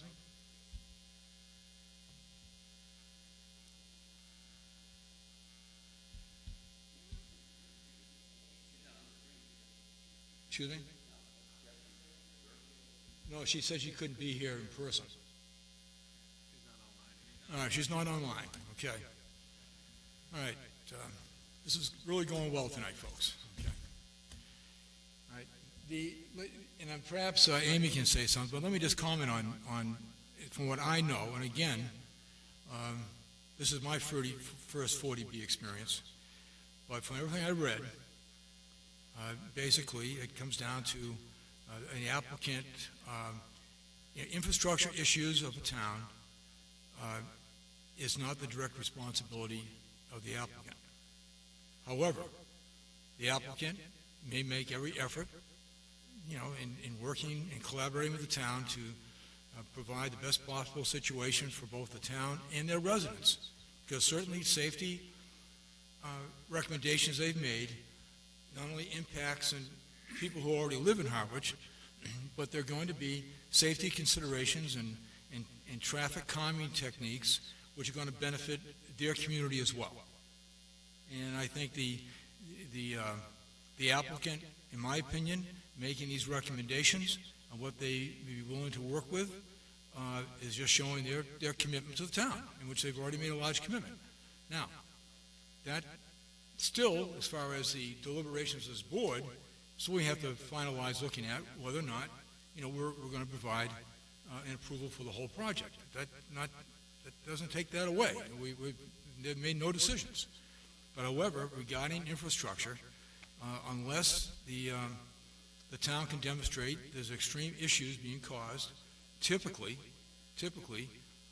on 40B projects that may have been contested by a town, the state, if it was for reasons for infrastructure, they typically don't want to hear it. That's the town's responsibility. And certainly, this is probably a good time, I have a statement regarding this whole thing, if I take a minute, and this is one of the reasons why I commented the fact I might eat up some of the time for public comment, but, and you guys can take this, they haven't seen this yet, because I didn't know if I was going to do it. All right. One clear consensus from this hearings is that the matter of growing frustration in the community concerning traffic and safety along Queen Anne Road, Main Street, and related intersections and road networks. Apparently, prior to these hearings, the Harwich administration and the Select Board held similar concerns, as VHB was engaged to conduct a traffic study which was referenced in the applicant's reports and discussion this evening. This study was presented last January by VHB to the Select Board.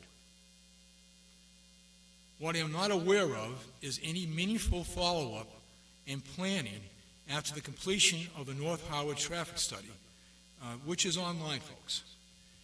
A study which I expect the investment to have been significant. I acknowledge North Harwich residents face daily congestion and increased development pressure. The study points to the need for further evaluation of solutions, traffic calming sidewalks, signaling evaluations, and more. I thought VHB did an excellent job on this particular study. We have in hand a professionally prepared, data-rich report outlining traffic volume, safety risks, and future concerns, which can be the basis for town government to begin meaningful discussion about solutions. The Board of Appeals has heard your complaints and concerns. I'm waiting for a compliment occasionally, but that's okay. All right. We've heard your complaints and concerns, but we cannot demand or take charge of solutions to traffic problems, to current traffic problems. As previously stated, based upon my understanding of 40B regulations, existing traffic status and infrastructure issues are not the responsibility of the applicant, nor, for that matter, should it be for any other future new business or new resident in that area. However, what this board can do is seek opportunities to lessen the impact of traffic generated by this proposed development. I urge Harwich administration, the Select Board, and town committees which are stakeholders in traffic and safety to do these things. 1, schedule a public presentation of the VHB study findings so residents can hear directly what the study says and what it means. There was a report in January by VHB to the Selectmen. But formulate and share a clear action plan for addressing the study's recommendations, including timelines, budget needs, and responsible parties. Commit to a standing agenda item on traffic infrastructure in North Harwich, ensuring this doesn't fade away as just another shelved report.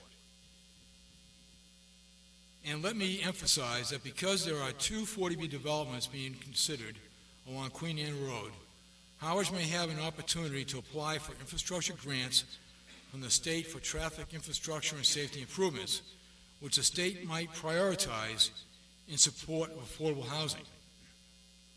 I suggest that we cannot afford to waste time or money on studies that sit in drawers. It is time for action to take advantage of present opportunities and consider solutions to the area's traffic issues. Thank you.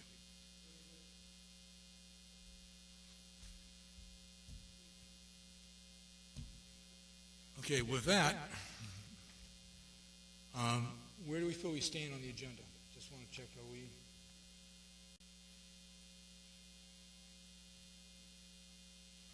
Is there anything further on traffic that we have regarding the applicant? Any other questions of the board regarding traffic? So we're going on to, all right, next step is going to be stormwater and drainage plans. But again, I just want to reemphasize, I would like VHB's presentation that they prepared on the screens, on the, I forget what that's called, but the presentation, and I would like all the presentations that was done by the applicant's traffic consultant. I'd like you to make arrangements and coordinate that through Christine if possible, so that they end up on the town's website in the appropriate place, so that all can see. And give everyone the opportunity here in the audience to be able to read through this thing and perhaps bring additional questions you may have and concerns in a future meeting based upon those traffic reports. Okay, and I also, if it's possible, VHB's recommendation that a summary of all the improvements or where the applicant is going to work with the town on this to be written down as well. Okay, we just need to get a clear idea so we can summarize. And actually, this is our fourth meeting on traffic. I think I should go out and become a traffic cop at this point. But we're going to move on. Do we feel we have the time for or need a break, anybody? Okay. We're going to forge on here. Okay. So, on to stormwater management. And we have first starting off with site and civil design plans, stormwater and drainage plan presentation by Pine Oaks Village 4, and would like that to start if possible, and if we could consider brevity would be great, but it's very important that we all understand the issues here and the for stormwater management and the site plan. Thank you. Mr. Chairman, Joe Henderson, Horsley Witten Group, and I'm here with my colleague Rich Clater, and we're here to talk, like you said, about the site, stormwater, and drainage. I believe there's a slideshow that we had sent to Christine. Yep.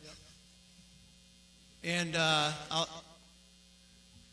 this will be available to the public. It may be already online. We've sent it via PDF.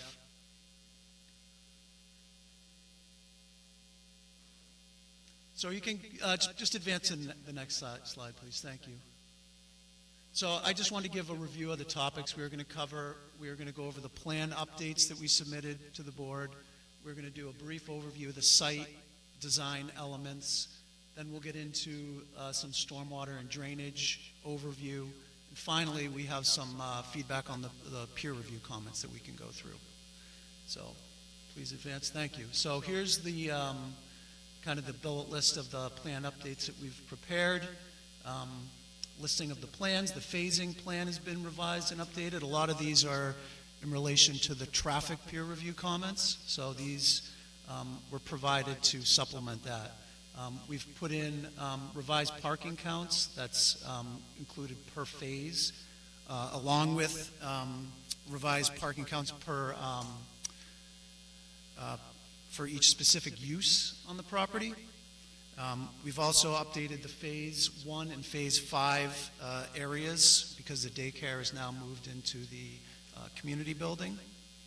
The overall site plan, again, sheet C9, that's now illustrating snow storage areas. It also has the updated parking locations on it. Our new parking allocation plan, so we've provided a new drawing. The board has copies of this. There's some smaller versions and some large-scale versions there on the platform there that you can look at if you'd like. But we'll go over that a little bit later. I have an example of it, but basically that was provided to show the parking spaces allocated specifically to each building so that you can see that there's adequate parking in relation to the buildings. The updated 20-scale drawings, those are 6 of the sheets that we've provided. They're the site plan sheets, and those, again, have some of the changes we've discussed previously, the bus turnaround and parking, snow storage, as I mentioned, parking, short-term parking spaces for school bus waiting. These are all identified on there. Loading and delivery spaces, staff parking for the daycare center, and drop-off spaces for the daycare center. Also management parking allocations and allocations at the wastewater and the Pine Oaks maintenance facility. Next slide, please. So, a brief overview of the site, 242 units that's comprised of 1, 2, and 3 bedroom. It's proposed in 5 phases. Phase 1, there's 2 townhomes, 1 lodge, and the maintenance and wastewater building. Phase 2, 4, and 5 have 1 townhome and 1 lodge each.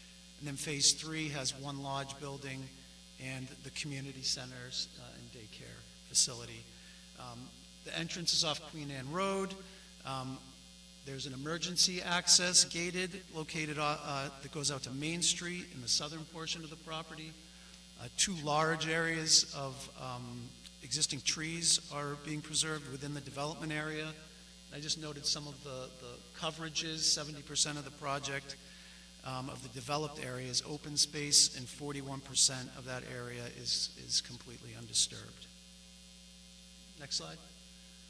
So, a summary of the parking, there's a total of 429 parking spaces, 382 of which are designated for the residents, and they're calculated based on 2 spaces per unit for the townhomes and 1.5 space per unit for the lodge buildings. There's, as you can see on the right, there's a parking count, and that is the table that I mentioned has been updated to show the uses and the amount of spaces allocated for each. And then below that is the parking per phase schedule. So each phase, the required number of parking spaces, and then the total cumulative parking spaces. Next, please. So this is the parking allocation plan. Again, it's hard to read at this scale, but we did provide the board with a larger version. So the intent of this plan is to show the allocation for each building. For example, Lodge Building 1 in the center has those reddish colored dots around it, and that's showing that all the parking that lodge needs is in close proximity to that building. Just showing that, for example, this is again related to the peer review traffic comments. And if someone lives in Lodge 1, they don't have to walk all the way from the townhomes per se, all the way to get to their home. So that was the intention of this. It also shows the allocation for the daycare. It shows the allocation for the accessible parking spaces, loading and drop-off locations. So that was the intention of that plan per the peer review comments. Next slide, please. So here's a summary of the site layout and the amenities. We have 20-foot wide roadways. Those increase to 24 feet within the parking areas where there's double stacked parking. We also have 90-degree parking spaces that are 9 by 18. The parallel spaces that are along the roadway are 8 by 22. 5-foot walks throughout the site for all phases.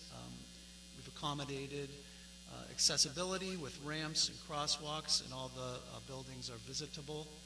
As you mentioned before, there's bike racks throughout the project, and there's some planned additional items that have been discussed at previous meetings, such as the additional signage, pavement markings, which include the raised crosswalks that were discussed, and then guest bike parking. I'd like to ask a quick question on that. On your 8-foot wide parallel parking spaces, because town requirements are 9 feet for parking space, are those parallel parking spaces within a 24-foot wide road? So they're in a 20-foot wide road. 20 or 24? 20. So I think we're going to get into this. I mentioned we're going to talk about the peer review comments, and Sure. if you don't mind, Mr. Chairman, we'll All right, I'll- address that then. Okay. Yep. If we could just kind of speak. Of course. up a Yeah, little bit. and I am, if you go to the next slide, we are on to Rich and the stormwater management. Okay, Yeah, Mr. Chairman. thank you. Richard Clater, Horsley Witten Group, I'm principal in charge of the project, and I'm going to cover the stormwater management items, and then fairly quickly, and then go into some of the peer review comments, and I will address your question. The process we do for stormwater management is we evaluate small storms for water quality that occur all the time, the routine events that happen that contribute to water quality pollutants to the Herring River. And then we also look at the big, large, catastrophic events, and we need to make sure that this system works well for both. We have a process for that. We have a very detailed report that was submitted with our package and reviewed by your peer review consultant. I don't need to go into the details here, but happy to answer more questions. Importantly, before you move to the next slide, is operation and maintenance of these measures. These measures are required by code and ordinance. They also are required for the quality of stormwater, and they're required for the quality of life in our changing climate. And so maintaining these facilities is key, and we have a very detailed operation and maintenance plan, and our maintenance facility folks at the Pine Oaks Village will understand and be able to maintain these facilities over the long run. It's very important. Next slide, please. I just want to show a couple of things about the water quality before we get into some of the bigger storms. This slide shows that we take runoff off of the roads into catch basins. These are drainage systems, inlets that collect the water. They have a pretreatment component to let sediment settle out, and then they flow into water quality units. These are specially designed measures to remove pollutants and remove sediment. And then they go into these filtering tree trenches that infiltrate into the ground. These are all sized for a relatively small precipitation event, something that occurs about an inch and a half. We have a lot of those. Those are the ones that generate pollutants because they occur so often and because they wash off all the pollutants off of the surfaces that would otherwise get into our streams, and in this case, the Herring River. So they're very effective. These are approved and authorized by the state and also state-of-the-art control measures. Yes, sir. Quick question. I'm reading that and it says can be designed with nitrogen-reducing organic layer. How about will be designed with nitrogen-reducing organic layer? Good question. Our intention is to design those to nitrogen-removing measures. The regulatory climate has not caught up with that. There's no design criteria to meet this nitrogen removal. The nitrogen removal in stormwater is fairly minor compared to wastewater, but it's measurable and significant. And our intention is to include these into the system. These will ultimately be part of our permitting. We're going to cover this in quite a bit more detail in our environmental sessions in September and October, the next two hearings. and we'll explain that a little bit further. But the intention is to put essentially wood chips in the bottom of these infiltrating facilities that allow for a denitrification to occur. I can tell you we're going to do it, and we will commit to it. What I can't tell you is I'm complying with a state ordinance or a town ordinance that requires that, because they don't. Okay? That's why it says can as opposed to will. Next slide. The other type of control practice that actually does sort of incorporate more of these organic components is the bioretention facility. These are, you've probably heard of rain gardens. These actually filter the water through a media of organic material, soil, sand, and do a remarkable job at removing pollutants, including nitrogen. So we're proposing those in the areas where we can put them. They can't fit everywhere just because of the density and the nature of the design, but they are going to be incorporated into our design and reviewed by your peer review engineer. Next slide, please. Then, after the water quality is treated, the nitrogen is removed, the pollutants are removed, these facilities are going to overflow into one of two measures. One, into natural depressions that are dry. These are existing dry kettle holes in the site. You saw those in our site visit. They're in some cases pretty big. This one that's shaded at the top is up near our Lodge Building 5. That facility will hold the 100-year precipitation event without overtopping. And the stormwater will be piped towards the bottom of those and discharged in a non-erosive stabilization pad. And we will evaluate, we have evaluated the erosive velocity to ensure that those will have a no impact. When I respond to the peer review comments, I will add one more point on that. But the important point, again, is that the runoff is pre-treated beforehand, so the sediment is removed, so the debris is removed, and when that does get into there, it has very low nitrogen content and very small likely that it's going to have impacts to these facilities. We are not doing this in any of these kettle holes that have wetland features in them, and we're not doing just a direct discharge if we're not going to one of these areas. There are 4 of these areas on site that we will overflow into. And that's shown on the plans in more detail. Next slide. The other area where we don't have one of these natural depressions is we store stormwater underground underneath the parking lots. And so these big storms, this includes up to including the 100-year storm, will be managed in a set of what we call stormwater chambers. There's a photo of those on the right. These are commonly used, very effective on Cape Cod because we have good sandy soils and the soil can accept that stormwater. Importantly, they're only being used for the very large storms and not the ones that contribute to the nitrogen loading issues and not ones that have measurable pollutants in them. So we're going to be using some of those too, and those are incorporated. Next slide, please.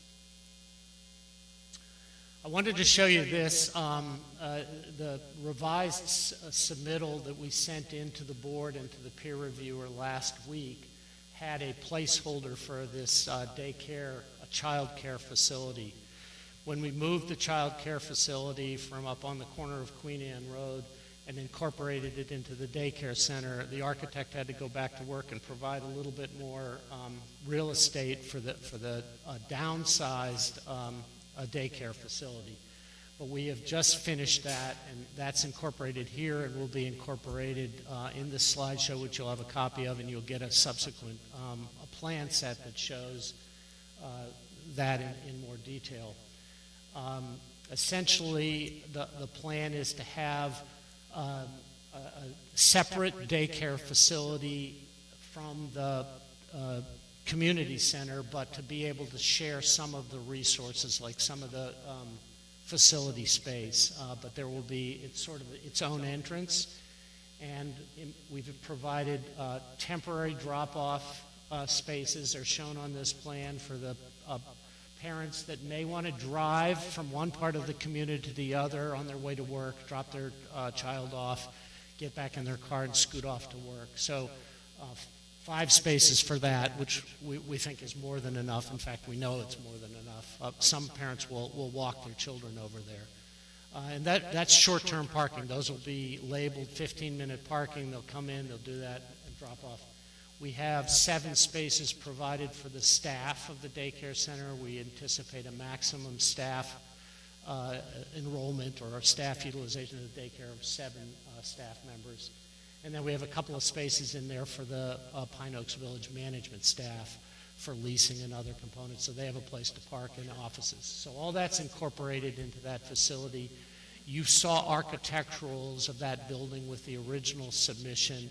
You will be getting an update of that shows the community facilities, the fitness center, the conference facilities or activity facilities, as well as all the daycare rooms and whatnot. So you will see all of that shortly, as soon as that's completed by the architect.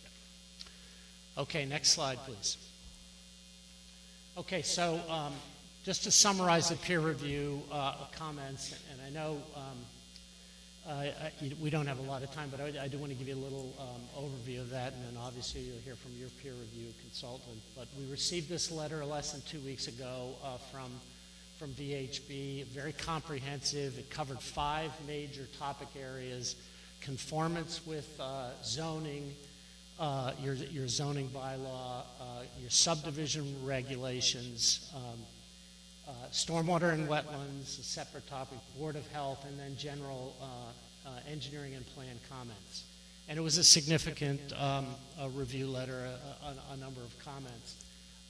Many of those comments were overlapping the traffic review comment on the site measures, the parking space geometry, the number of parking needed for the daycare center, drop-off,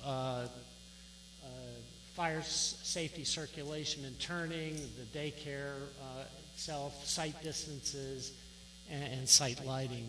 And many of those non-traffic related comments will require, to address them by the peer reviewer, will require some minor changes to our site plan that we will be making over to address those comments. Will you be able to address, and I've read what the peer review has recommended. What I'd like to know is, of what the peer review has recommended, what you're going to incorporate. All of it, except we're going to talk about 3 things with you in a few moments. Okay, thank you. Okay. So the bottom bullet, a few comments affect the site development approach that require concurrence from the ZBA and ultimately the town departments. And I'm going to try to convince you tonight that that makes sense for you to concur with that. And if you disagree with me, we'll have a discussion. Okay, next slide.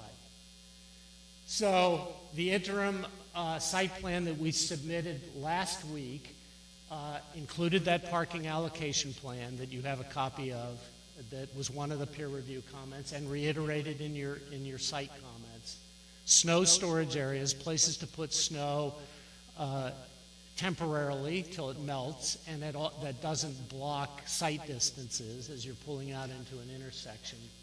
The daycare center, the on-site school bus turnaround and stop. And we have received feedback from the school committee that they will come into the site and use this turnaround and not have a bus stop on Queen Anne Road. Excellent. And I think you had a question about number of school buses. In our discussions, we anticipate 1 to 2 school buses maximum are at a single time. Our loop is designed for 3 school buses simultaneously. So we accommodate a major... More than adequate. Yeah, I think it's more than adequate.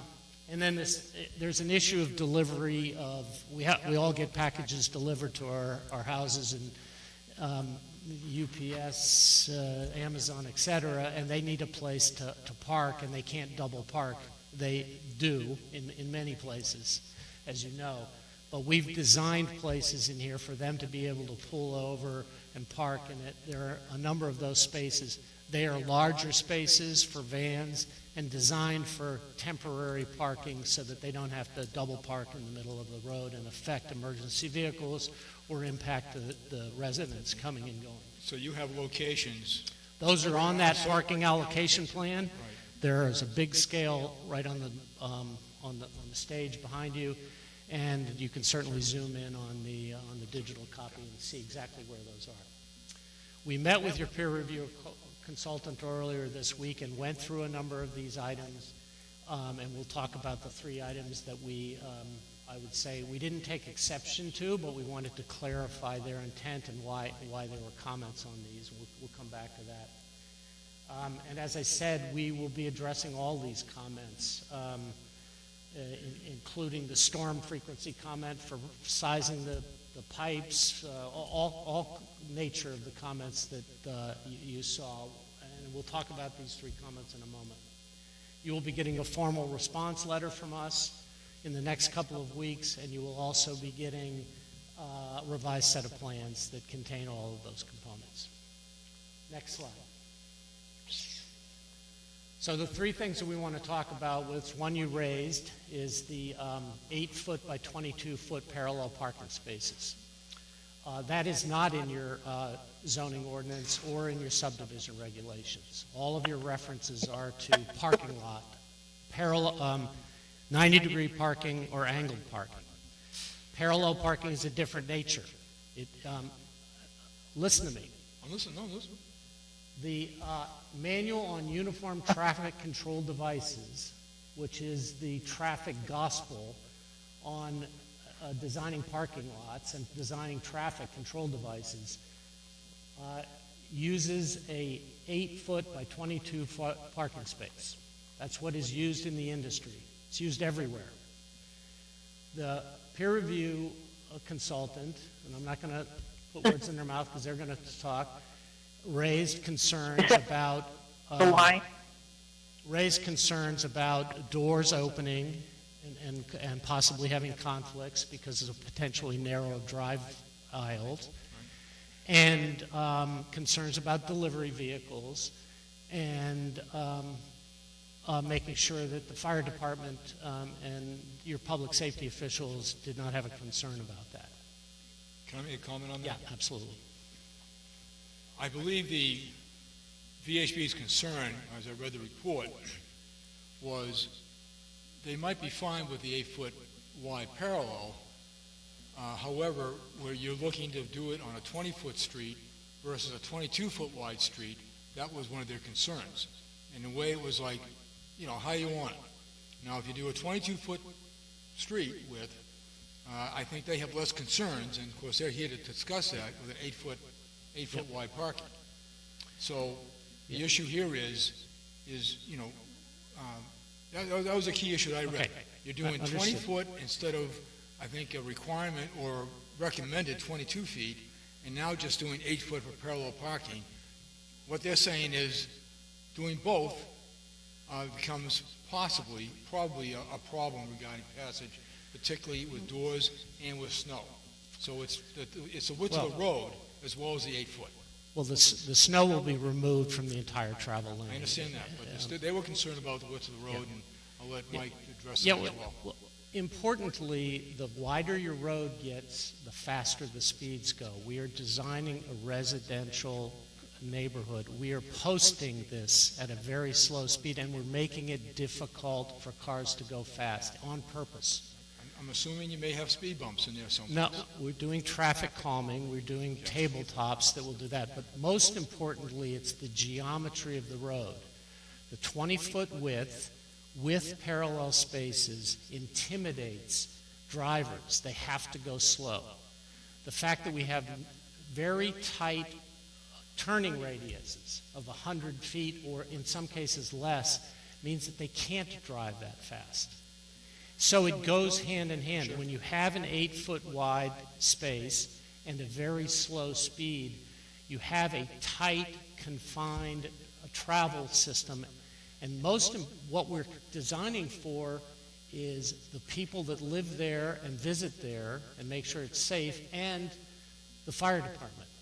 So we submitted all of this to the fire chief, and we got concurrence from him that his apparatus can make it around all the turning movements, and he had no trouble with the geometry of, and we expect that, this is not the only project that has a 20-foot wide road width and 8-foot parallel parking spaces. If you could give me an example of one, I'd be happy to visit it. Have you heard of Pine Hills in Plymouth? Yes, I've been there. Okay.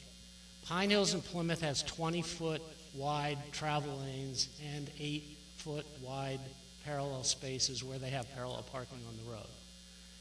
And it builds in a slow environment. It's a really important component to design, and it's purposeful. We don't, if we thought it'd be real easy for us to just change this to 22 feet and everything would be fine, our expectation is that the speeds in the neighborhood would go up, and therefore we would be saying, we need more speed bumps.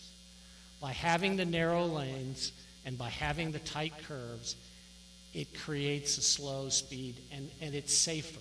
A lot of Institute of Transportation engineers that can be supported by the traffic engineers will tell you that narrow streets are much safer. They're safer for the pedestrians, they're safer for the drivers, they're safer for the parked cars. No, I appreciate that, and I look forward to VHB's comments. You might take somebody's door off, but you're not going to run over somebody.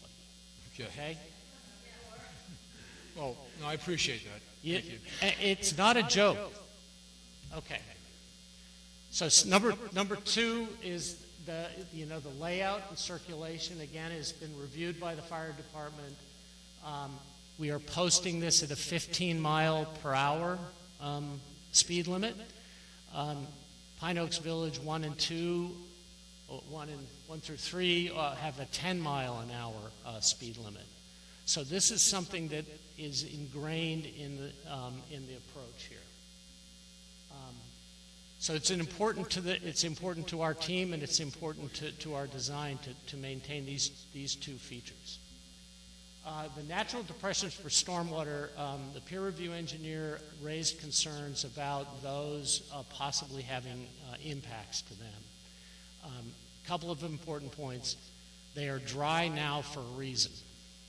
They're almost as deep as some of the other holes, but they have better permeable soils, so they are infiltrating the water.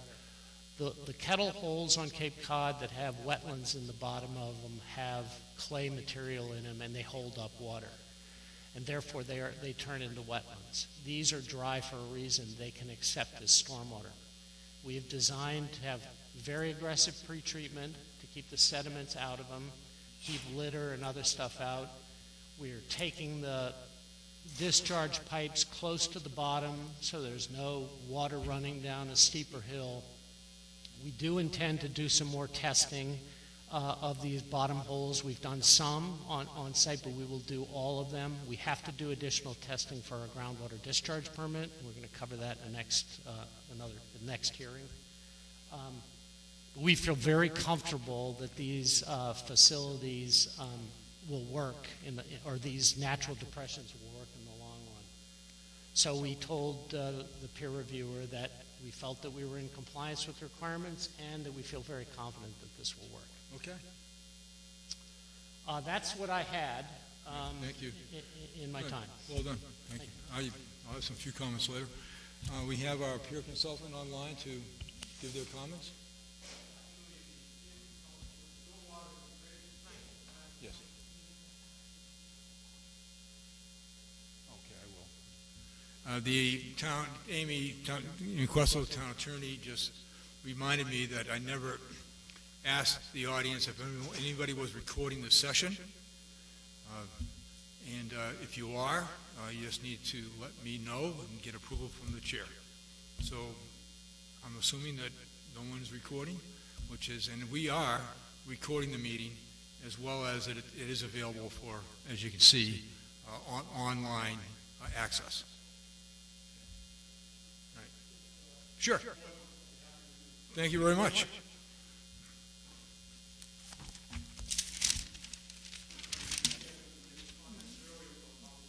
Well, no. And folks, this is Frank Dupree. Petro. Petro, excuse me. No problem. Frank Petro? My wife gets it wrong sometimes too. So. All right, thank you. 50 years of marriage.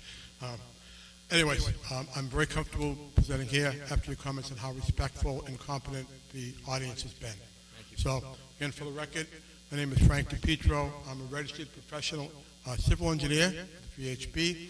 I was involved. Online is one of my associates and colleagues who did a lot of the work that we worked on this together. A lot of the comments have been addressed, and just to give you a little bit of background, we met with the folks online from Horsley Witten, had a good discussion on Monday, understood there was a lot of material coming that we hadn't seen yet, so a number of our comments, I'll go over them quickly because it's late and we had a very long review letter. Don't want to keep people there all night, but we're looking to look at the new material and get back to the board in the next meeting, whatever. So, again, just to sort of discuss what our sort of scope of work was, we were basically to look at the site civil and stormwater aspects of this project. Our other folks from transportation looked at the traffic and transportation stuff. There is some overlap. I'm going to skip over that stuff because I think it's been handled to an extent. Thank you. And essentially, what we looked at, as you've now become all experts in the audience and you folks on 40B, the purpose of what your decisions are going to be as a board relate to waivers. When we looked at the waivers, we only looked at the technical aspects, didn't look at basically what your job is going to be. So really I'm going to address technical components of any of the waivers that have been requested.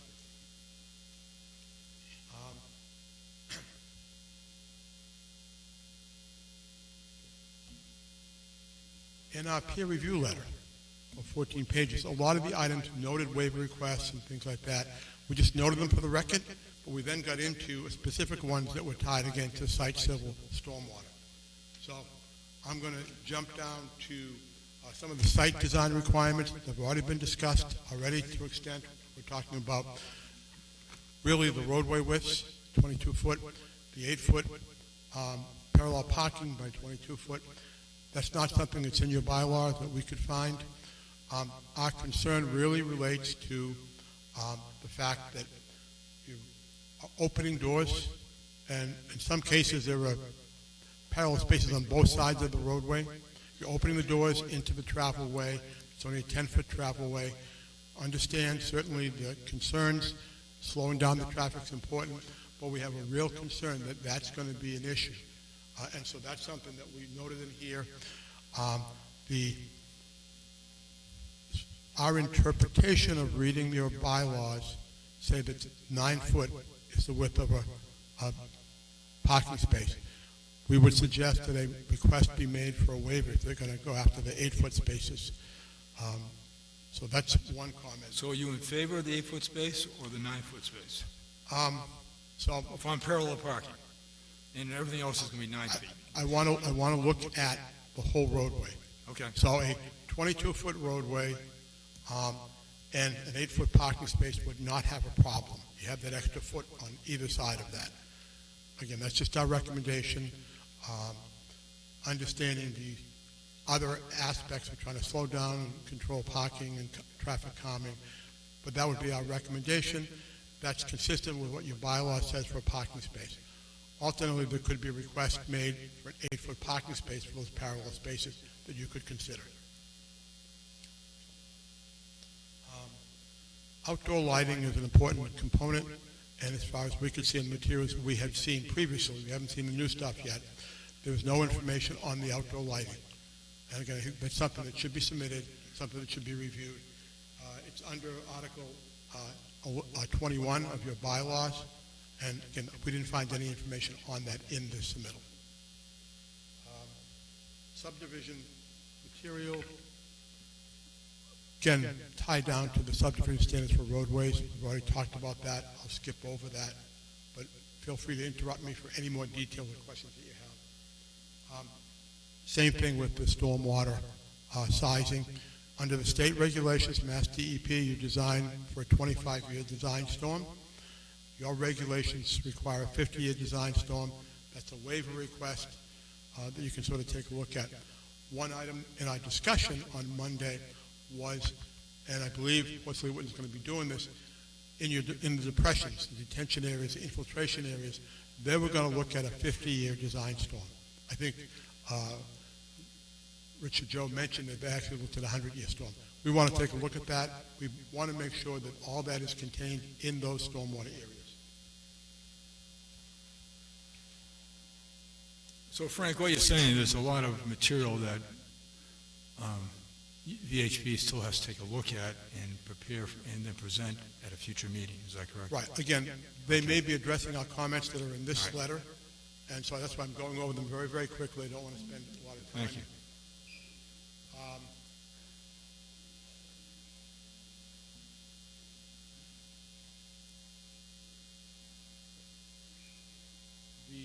The stormwater report notes that in some of these locations where they have good soils, there were not a lot of testing. They've indicated they're going to address that some more with additional testing.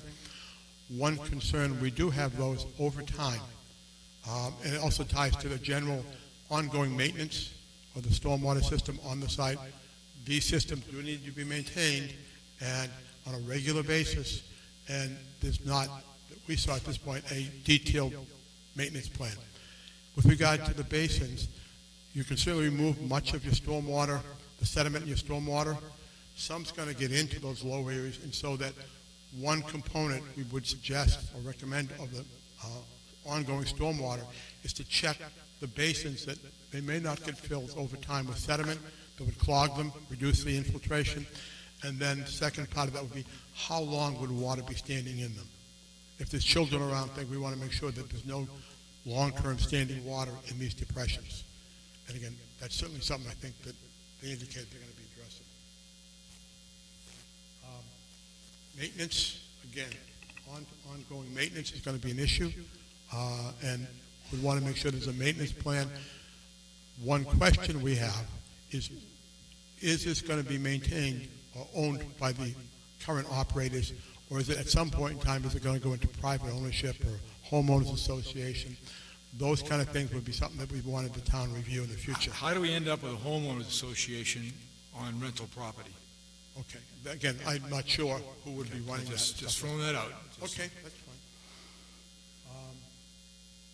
Board of Health, we understand they're in the process. The one big item here is that the on-site treatment plant requires a groundwater discharge permit. That's going to be handled by the state. So there's very little, I think, that the town or the folks can do on that. We noted that there's some fire department comments. There's apparently new comments coming out, so just to follow up to make sure, not only with the fire, engineering, other folks, that their comments are addressed by any action the board would take. This also applies to the off-site sidewalk.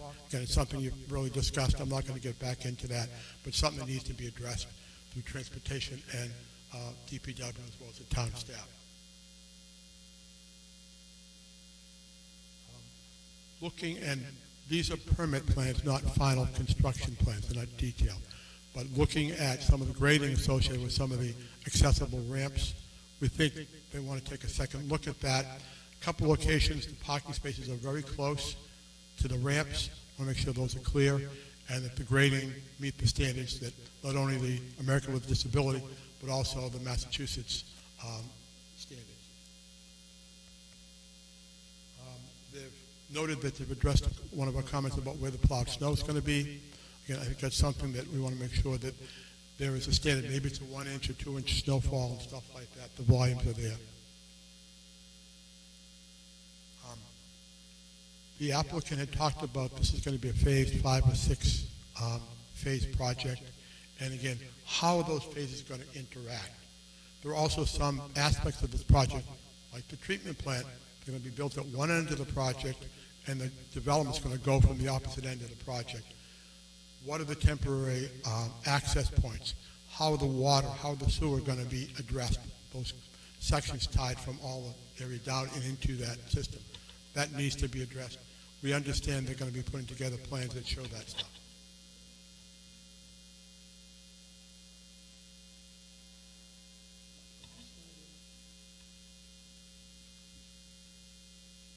I'm on page 12 or 14. We're getting to the end. Okay, all right, give me another minute and a half here. We want to take a look at the electrical vehicle charging stations. They don't indicate any of them are handicap accessible. That's something that's being pushed now, both on a federal and a state level, just something to have them address.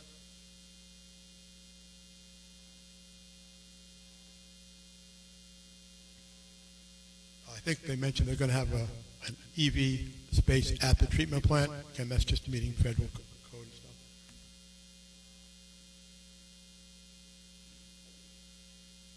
There's a mention in the report of an optional boardwalk, but there's no indication of what that might be.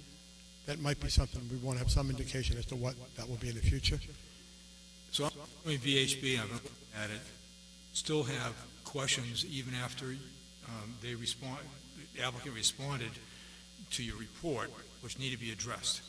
Right. And Is there a possibility that, and I think if it already exists, I apologize, but we can have board can have a report, as well as the community, as to what the items are that still need to be addressed by the applicant regarding the site plans for parking, as well as stormwater management, et cetera.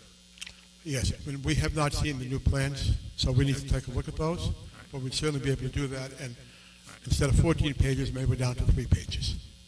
Do you have an idea when your updated plans will be available to VHB? Mr. Chair, the plans we submitted last week were to address the traffic control Sure, I issues. understand. And it's been less than 2 weeks since we saw these, and we're working on making the changes. Our anticipation is it will be in August, so before the end of the month. We're hoping for another couple of weeks to get these plans revised. We'll have a point-by-point response to each of these comments, and our intention is to address all of the items that he's identified. We will talk with our colleagues about the parking space width for the parallel spaces and see if the client wants to discuss that. And we will get back. You will get to see that in writing, our response to writing to that. And I promise you, I'll do another trip to Pine Hills. Good. Any questions from the board? I'd be happy to address. Ladies? Okay. No, thank you. Sure. Oh, yes. All right, okay.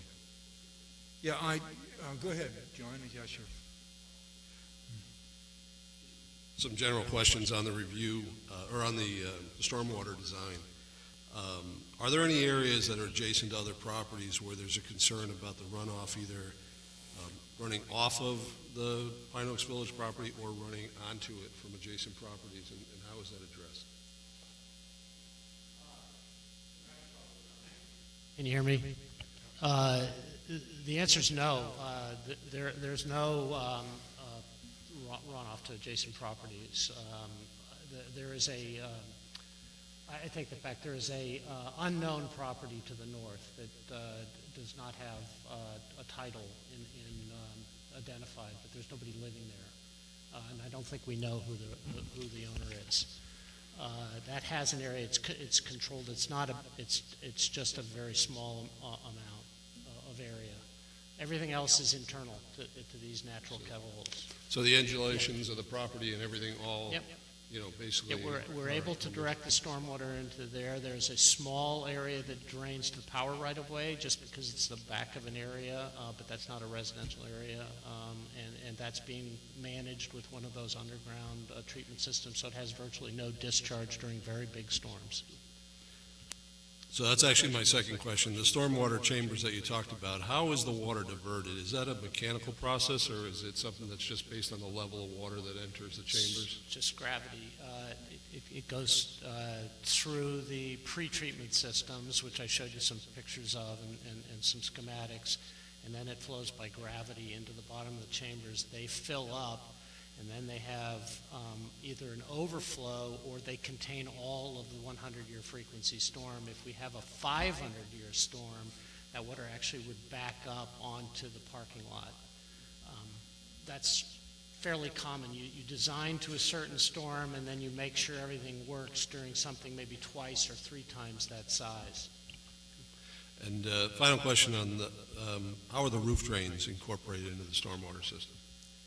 All of the buildings have perimeter roof drains, so the downspouts are connected into those, and they're piped into the chamber systems or piped into the drainage pipe that ultimately would overflow into one of these natural depressions. Yep, everything's connected. There are a couple of townhouse units that the back of which that would go out into the woods that I think we do have downspouts for those.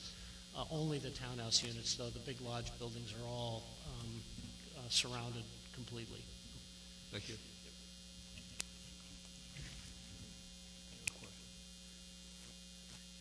Okay. Thank you so far. Folks, I know we're running short on time here, and we're going to get in a little bit of a public comment period here in a minute, but it's going to be brief. But I have another statement to read.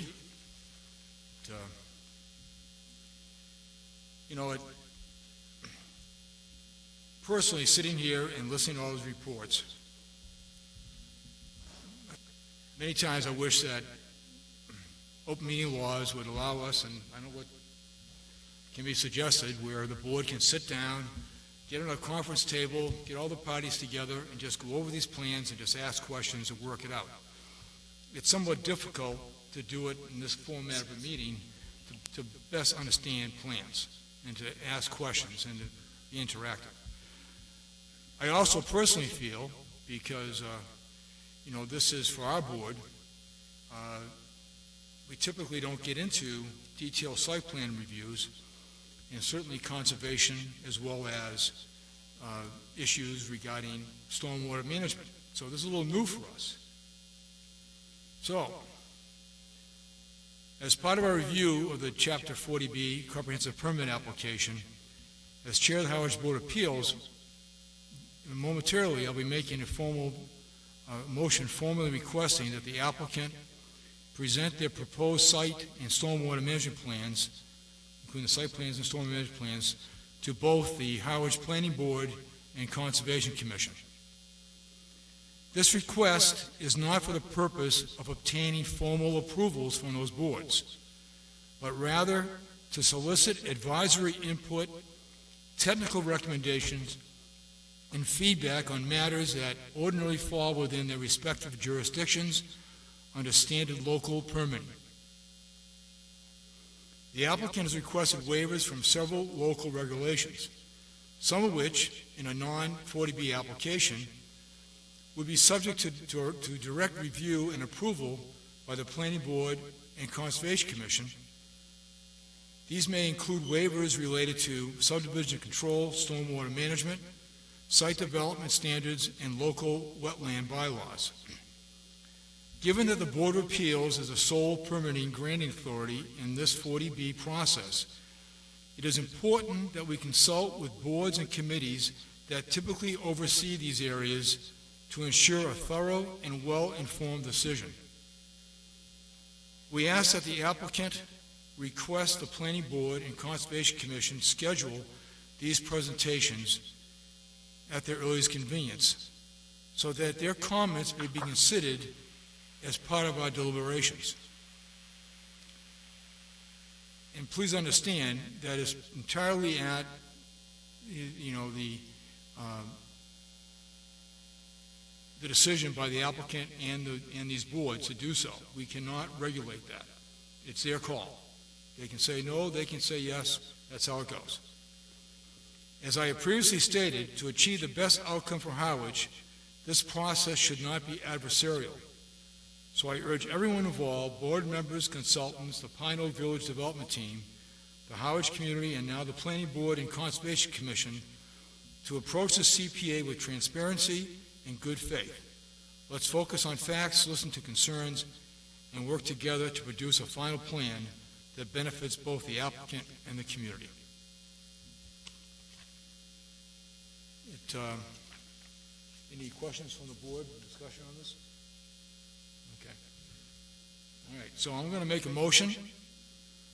It actually kind of repeats this a little bit, but now I have to make a formal motion, which we'll vote on.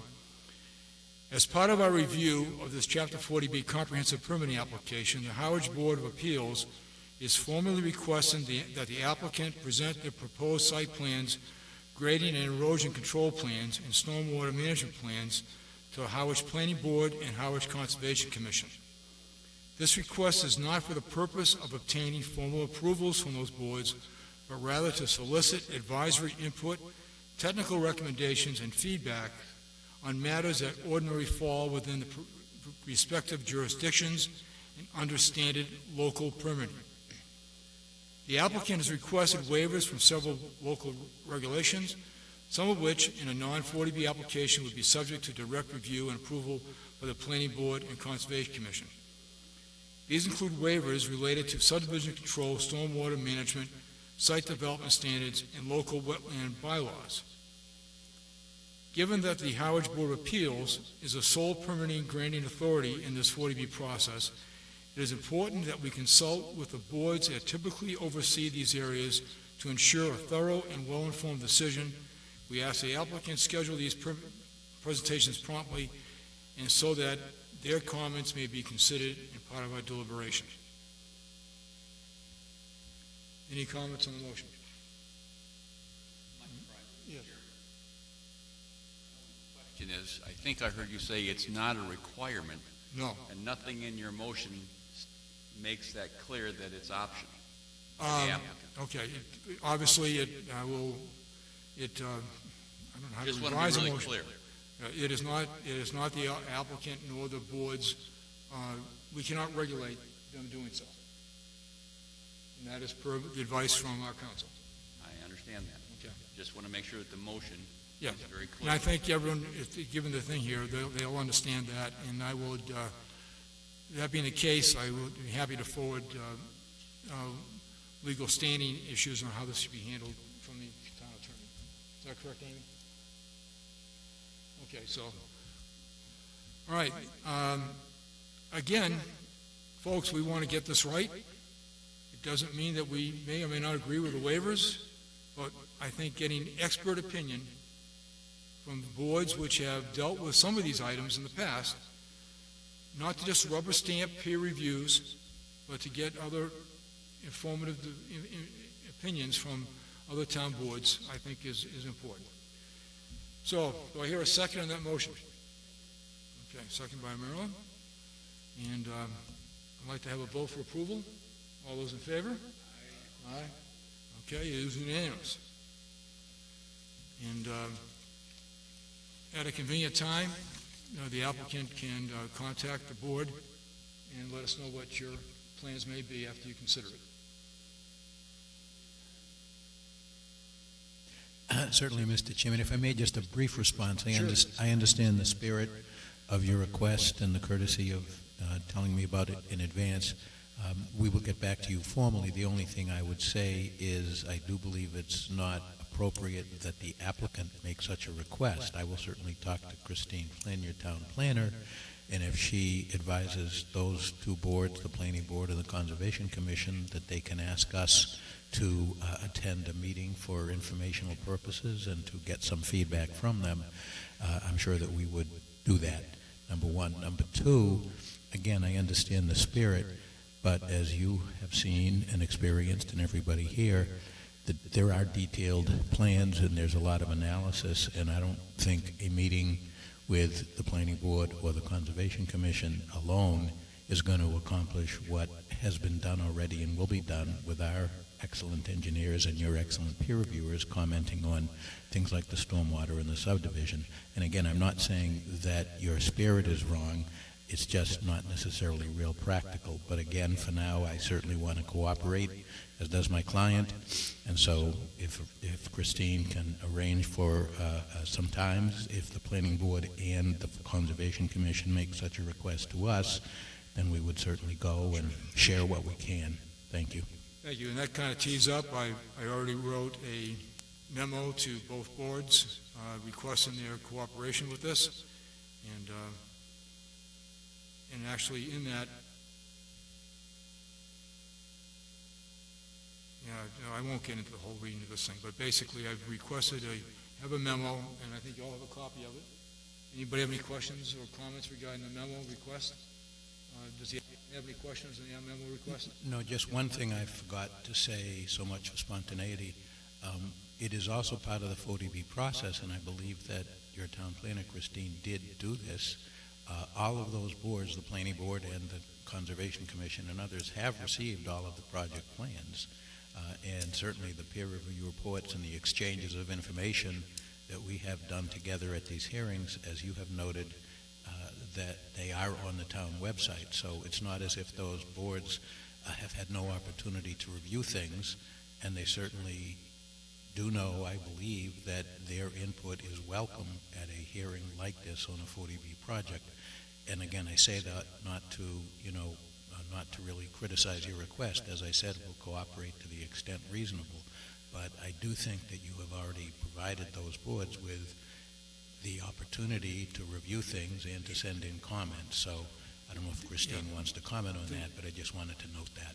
Excellent comment, and I guess my answer to that thing is that we're still awaiting comments. But we'll read one paragraph from my memo to Duncan Berry, the chair of the Harwich Planning Board, and John Ketchum, the chair of the Conservation Commission.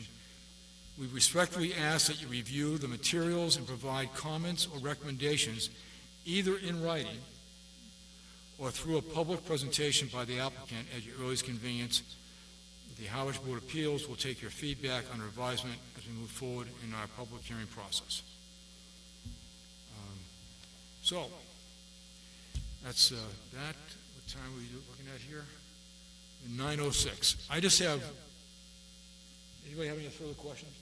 I have one unanswered question for the applicant. A meeting ago or 2 meetings ago, I asked if constructed as proposed and completed over 10 years, how many total residents do you anticipate will live in Pine Oaks Village number 4? I don't know that I ever got an answer to that question.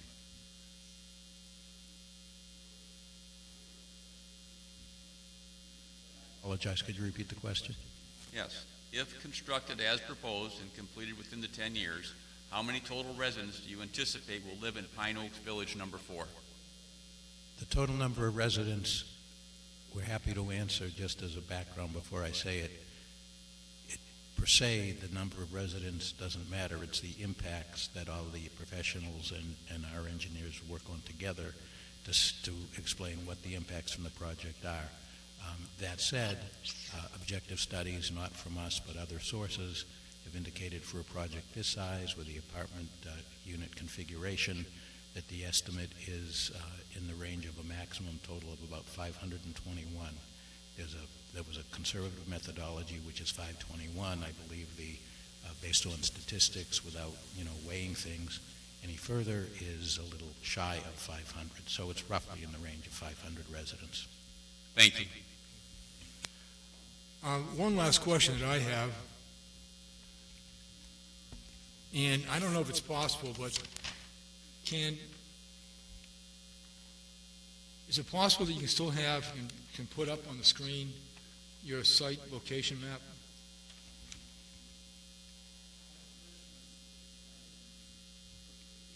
It was brought up in the presentation.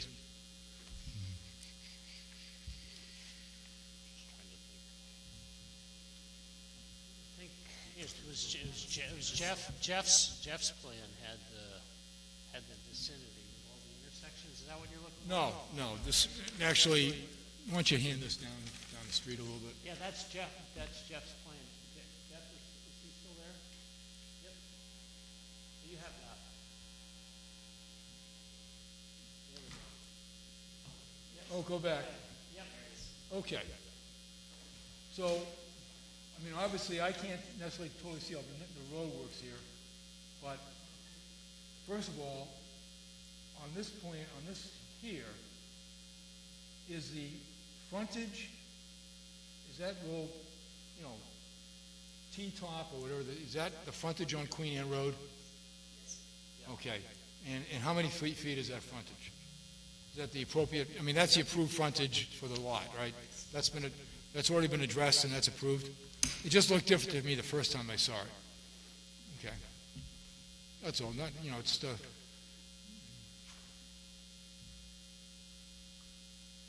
357 feet. okay, obviously adequate. That's within the boundary. Now, we now have, which, for the first time today, and I hadn't seen this previously on your other site plans, we're showing acreage or a lot that extends down to Main Street. Prior to this, when I saw it on the original CPA and the site plan, it didn't include along Onassis path about a 10 or 12 acre parcel, which was not in the original plans on the CPA. And I'm just want to inquire as to this property and why it is now, I understand it's property that Church Homes owns, Mid-Cape Church Home owns, but now it's included on the site plan, if you could address that. Yes, actually, it always has been, both on the plans and our initial presentation. I didn't see that, I'm sorry. No, that's okay. There's a lot there, no question, so naturally you should ask any and all questions. We appreciate it. But as you said, the large portion of the parcel to the, I believe it's to the west of Onassis Road, is not part of the project, but we own it so that we have the ability to, number one, use Onassis Road as access, and that was always shown, I believe it might have been green on the plans, that is part of the actual 40B locus, the access there. And I think I also mentioned in my presentation, not that we think that there's any problem with using Onassis Road there, but to the extent that the board had concerns and questioned it, if we need to basically create the emergency access, which I'll call it for now because that's what we're proposing. That's what we're proposing. We can easily do that on the land that we own.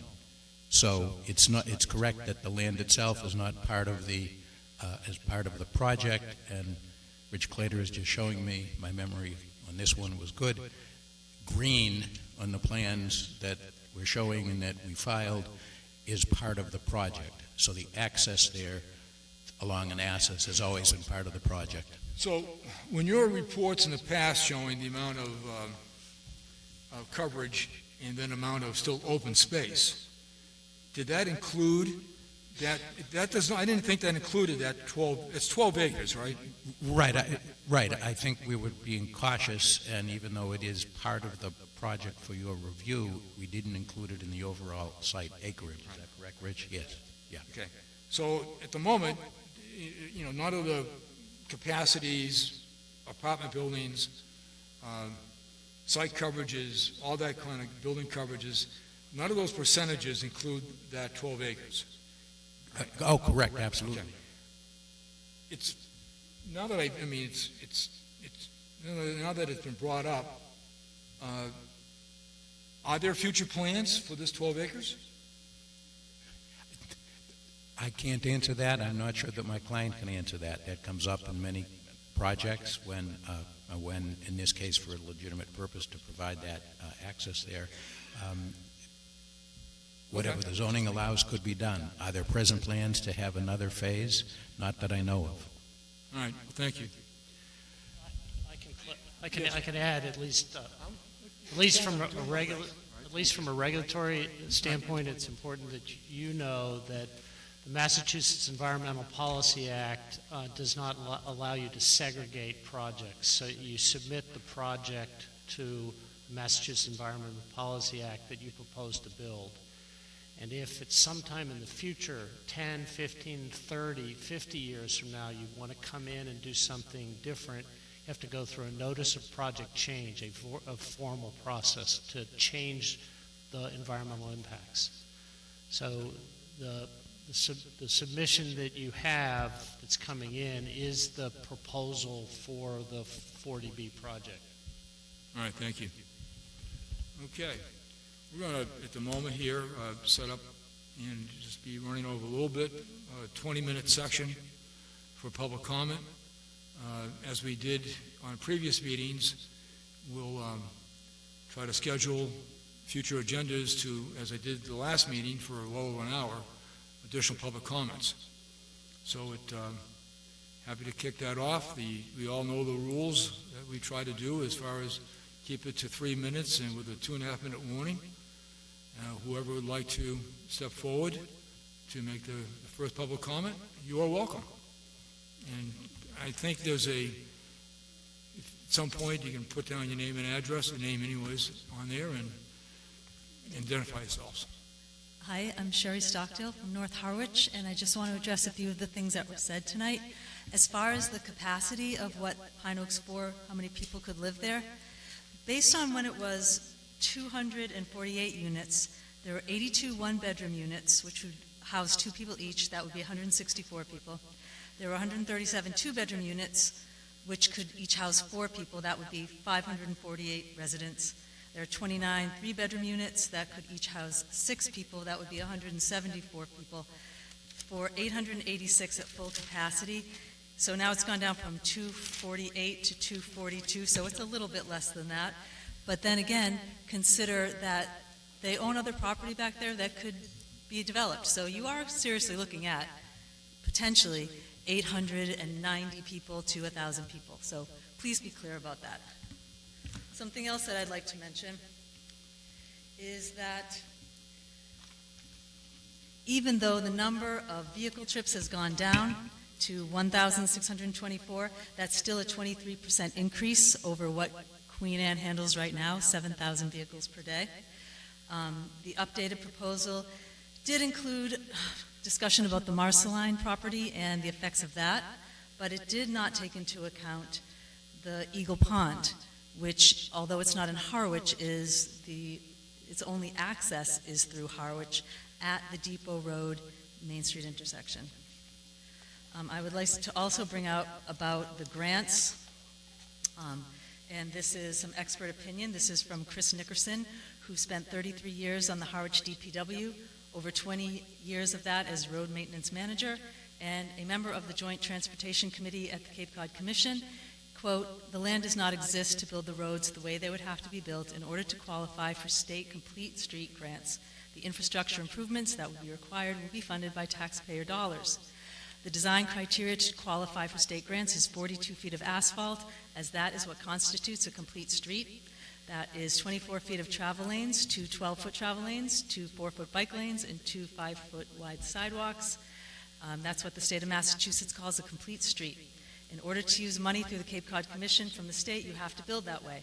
What Queen Anne has is 2 11-foot travel lanes with 16 inches of stripes, and also the roads would have to be straightened to fix all of the blind corners and curves. 30 seconds, Sherry.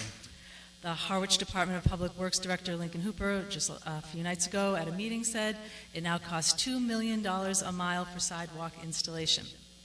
Another expert opinion, the Federal Motor Carrier Safety Administration. A truck traveling at 40 miles per hour, weighing 80,000 pounds, takes 169 feet to come to a full stop. The stopping distance for a typical passenger vehicle going the same speed is 80 feet.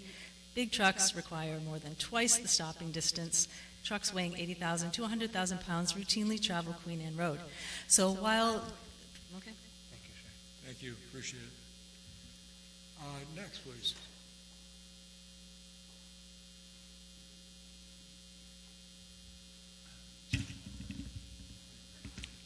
Good evening, Matt Sutphin.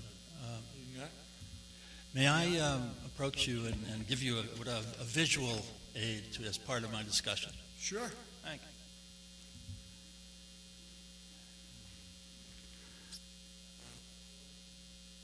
You please share that with the applicant. We don't know what it is. It's a beautiful picture of landscape. Thank you. I just noticed the last map that was up showing what expanded, what appeared to me, and I think that most of us said it's an expanded of property for development.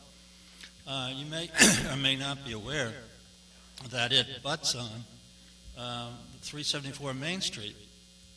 Cranberry Bogs owned by the Conservation Commission, that the tech school plans to spend $10 million on. So, developing.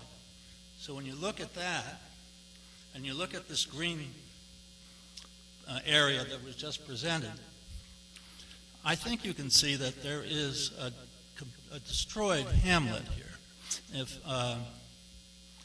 If I understand the local comprehensive plans that have never been fully acted or in substantial ways realized, nonetheless there is one before us coming forth. And I think the focus of the plan is to hold on to hamlets, distinct areas where people live. Based on what I've just seen up there, I don't think there's any hamlet left in North Harwich. It looks to me like it's just paved all over. And if we want this town to be paved all over, I can only suggest to you, based on this photograph I put before you, which was my front yard 70 years ago. If you all look at it, that's the property Snow Inn is on, all in 70 years. So you can imagine the contribution everybody's making here tonight, one way or another, to what things will be 70 years out. It's a scary notion. Somehow people have to come to terms with the fact that going forward, less is more. And I urge you to consider holding on to the hamlets and the identities and not homogenizing the whole town. 30 seconds. I take it, frankly, as a bit of an affront, as somebody who grew up here, that the petitioners have chosen to strong-arm the town with a 40B. I think they could have gone a route that would have been less grand, certainly, but more in keeping with a good stewardship of the town. They are dealing with... Time is up, sir. Oh, well, I thank you for the time. My pleasure. Thank you for speaking.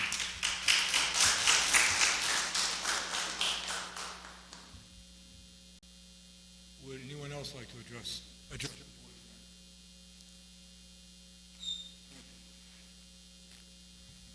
Ed Trimbicki guy, 448 Main Street. It's actually just a clarification question on the 20-foot and 8-foot parallel parking. Is that a one-way street, or is it two directions? It's two. That leaves 12 feet. SUVs are more than 6 feet.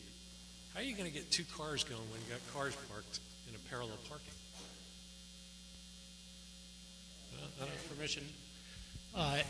It's 20 feet for travel ways, 10 and 10, Right. plus 8, plus Oh. 8. So an additional 16 in the places where there's parallel spaces. Oh, so it's 36 total. Much of... Okay, that's all yeah. I need to know. Okay.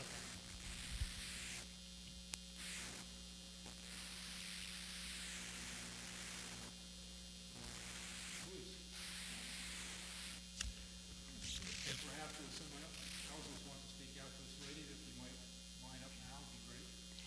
Paula Miles, North Harwich. Question very simple. If bicycles are not going to be on Queen Anne Road, are they going to be riding within the development, within the project? And if so, where will they be riding?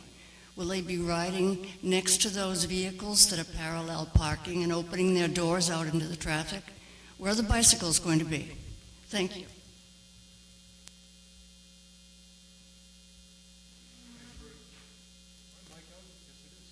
I've been shut off.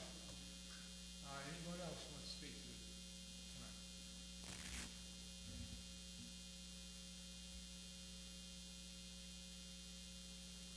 Hi, I'm Sue Shaw. I live at 326 Main Street in North Harwich. And before this meeting, I kept hearing from Pine Oaks that the taxpayers of Harwich wouldn't incur any expenses for this.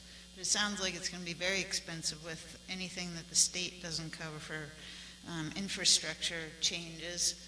And I don't understand why we need sidewalks if Pine Oaks wasn't even going to do this project. Why do we need them on Queen Anne? Nobody walks over there. I'm drive over there all the time. I mean, who would? Who would walk over there? Who would ride their bikes over there? So before this meeting, I wrote this, because now you're talking about the fact that now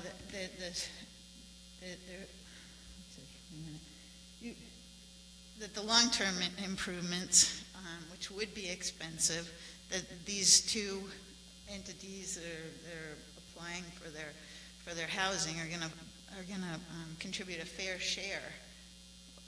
I don't understand why the taxpayers of Harwich need to change things that are working now. I can see the stop lines at Depot and Old Chatham Factory Road. I think that's a great thing to do. Any of these smaller things that could help out with safety and everything. But my suggestion was to,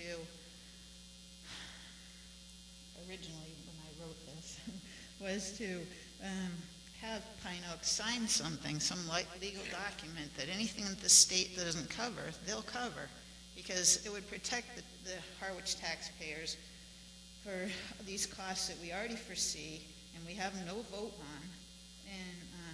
And Pine Oak seems to want to wait until like 60 to 80% of their project would be done to look at all the changes, because they know that then they'll have to be done. And if the state doesn't cover it, who's going to cover it if we don't ask them to cover it? I think there should be a legal document drawn up by the town of Harwich that we ask Pine Oaks to sign, that they will be responsible for anything covered that's not covered by the state, such as the road infrastructure changes, the sidewalk additions. And if they won't sign it, then I don't see why we keep going forward with this if they won't, because I just don't see that the town of Harwich should be responsible for having their taxes increase because Pine Oaks wants to build this. And it also seems like with the town knowing the dangers and safety issues that this proposal brings, a yes vote would open the town up, would knowingly open the town up to a lot of liability. We know that there can be injuries and deaths with all the increase in traffic, and I think that the town of Harwich needs to protect first and foremost the citizens of Harwich who live here now. Time is up, ma'am. Thank you.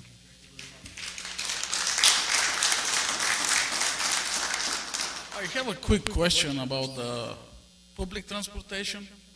I'm a bus driver and I drive the flex bus that goes by, and we already hear that we're going to have a stop there, so 37-foot bus will go in and out every hour from there, two of them. That's my question. How is it going to affect the traffic? That'll be addressed later. I have someone, you also. I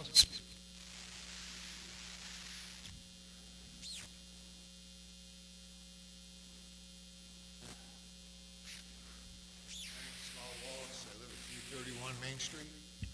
Hi. We talk about traffic and people being, safe for people getting around. You're talking about the sidewalks on Queen Anne. I live on Main Street, right across from the emergency entrance. I know nobody on Main Street that can get their mail without getting hit by a car. That's just getting your mail. Never mind a young kid riding around the street, or, if you walk or do anything, you gotta look both ways, behind you, in front of you at all times. I've almost gotten run over many times. It's not like a little, it's like, I'm getting my mail, I'm risking my life. And another thing, I appreciate you bringing up the idea of making that Main Street entrance more than an emergency entrance, something more like another entrance. Putting a stop sign in front of, like... Based on your prompt, it seems you're looking for help with a continuation. Sorry about that. You can take the call. That's all right. Yeah. It's my phone listening to me trying to talk. But what I'm saying is I appreciate you trying to, ease the traffic, but I'm on Main Street, right across from the entrance. I don't think you'd want a stop sign right in front of your house. I appreciate that. Okay, I'm just making that point, okay? I know you're just trying to help, but I'm just showing the other side of the coin there. I have a farm, I have handicapped riders, special needs people on my horses all day, just something to be aware of. No, thank you for your comment, appreciate it. Anyone else would like to address the board? Frank Cornwell, Harwich Court. I had occasion one time when schools were in session. I was in Brewster. I had to come to the community center. Sure. I was in Brewster. I had to come to the community center because I was involved in a pool game at a certain time. And I came down Slough Road, and that turns into Depot. I was at that four-way stop, and I took a left, and it was the times that schools had dumped out. It was bumper to bumper from that four-corner stop at the church to Pleasant Lake Avenue. And I went straight across because I wanted to come to the center here. And the traffic was backed up to Oak Street and down Oak Street when the schools came out. I was shocked at how many cars. And they were stopped, because everything funneled to that four-way stop. Just something to consider. Thank you.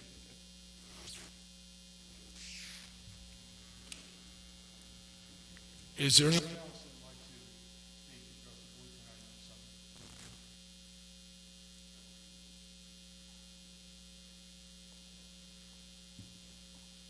Paula Miles, another short thought. If there's an entrance, a full entrance on Main Street, what's to keep traffic getting out of those long lines on Queen Anne Road and just cutting through Pine Oaks Village and coming out on Main Street? What's to keep it from becoming a cut-through? I know. Thank you.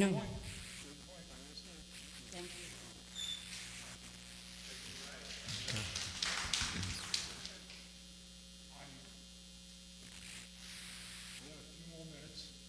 I cut you off. You weren't done with your statement. Would you like to finish it? Unless there's no one else that wants to speak, that doesn't.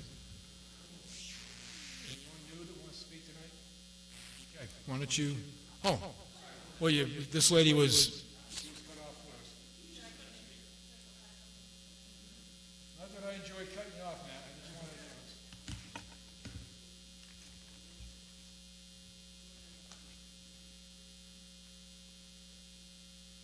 I just want to go back to all the discussion that we've had, hours and hours of discussion, a two-day traffic study, a two-day beach day traffic study. And I know that there are certain things that the board can't take into consideration when they're thinking about this project, existing infrastructure. But what about what this will bring to the existing infrastructure? What about all these additional trips? Can that be considered? Because it seems like otherwise you can't really consider anything. You can't consider any of the impacts this will have. The roads are the way they are. This is zoned for heavy commercial, light residential. And if you allow these waivers that allow for 3.5 stories and such extreme density, then you're changing that from heavy commercial, heavy residential. And I really, if you think about the way these trucks move and their turning radiuses and the amount of time it takes for them to stop, you're really creating a situation here that's untenable. When I drive around in my husband's big truck, I am very aware that I'm coming close to hitting telephone poles, that I have to be very careful not to get too close to big trucks that are coming the other way. All the new businesses that are coming online, they have fleets of trucks, 8 trucks, 9 trucks, 10 trucks that are being added. There are 3 new businesses that I'm aware of that are coming online. We are surrounded by 3 industrial zones. We've got the Queen Anne Industrial Zone, we've got Main Street Extension, that has a smaller but very busy industrial zone, and then the Great Western Industrial Zone. There are more trucks than cars when you drive around. Anyone who's been driving at the Main Street or the Depot Main Street intersection, how many times have you had to back up so that a big truck could swing it and turn? What if there's 5 cars behind you? Then you've got a signal for all of those cars to back up. Again, existing infrastructure, not their problem. But now you're adding heavy residential to heavy commercial. And I think that you really need to consider the danger that you're putting all of the people that live around there in, and all the people that will just be driving through. believe I haven't used 3 minutes, but,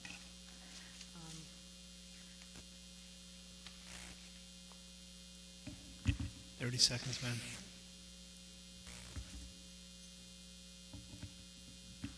just want to reiterate that the Cape Cod Commission said that Queen Anne Road, the area is located on the town's high injury network and listed as high-risk roadway for potential roadway departure crashes. Main Street is also listed as a high-risk road for potential vulnerable users, pedestrian, bicycle crashes. Roadway departure crashes are a major safety concern, accounting for a significant percentage of traffic fatalities. Time is up, ma'am.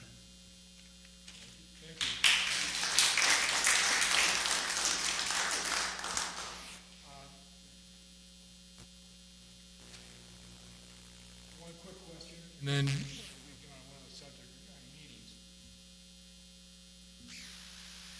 Regarding stormwater management, have you considered, because of the relationships to wetlands, having a hydrolysis? Am I pronouncing that correctly? You know, look at these plans. I am a hydrologist, sir. I have 45 years of experience doing this. And I think our team is pretty well qualified to evaluate both the water quality and the hydraulic characteristics.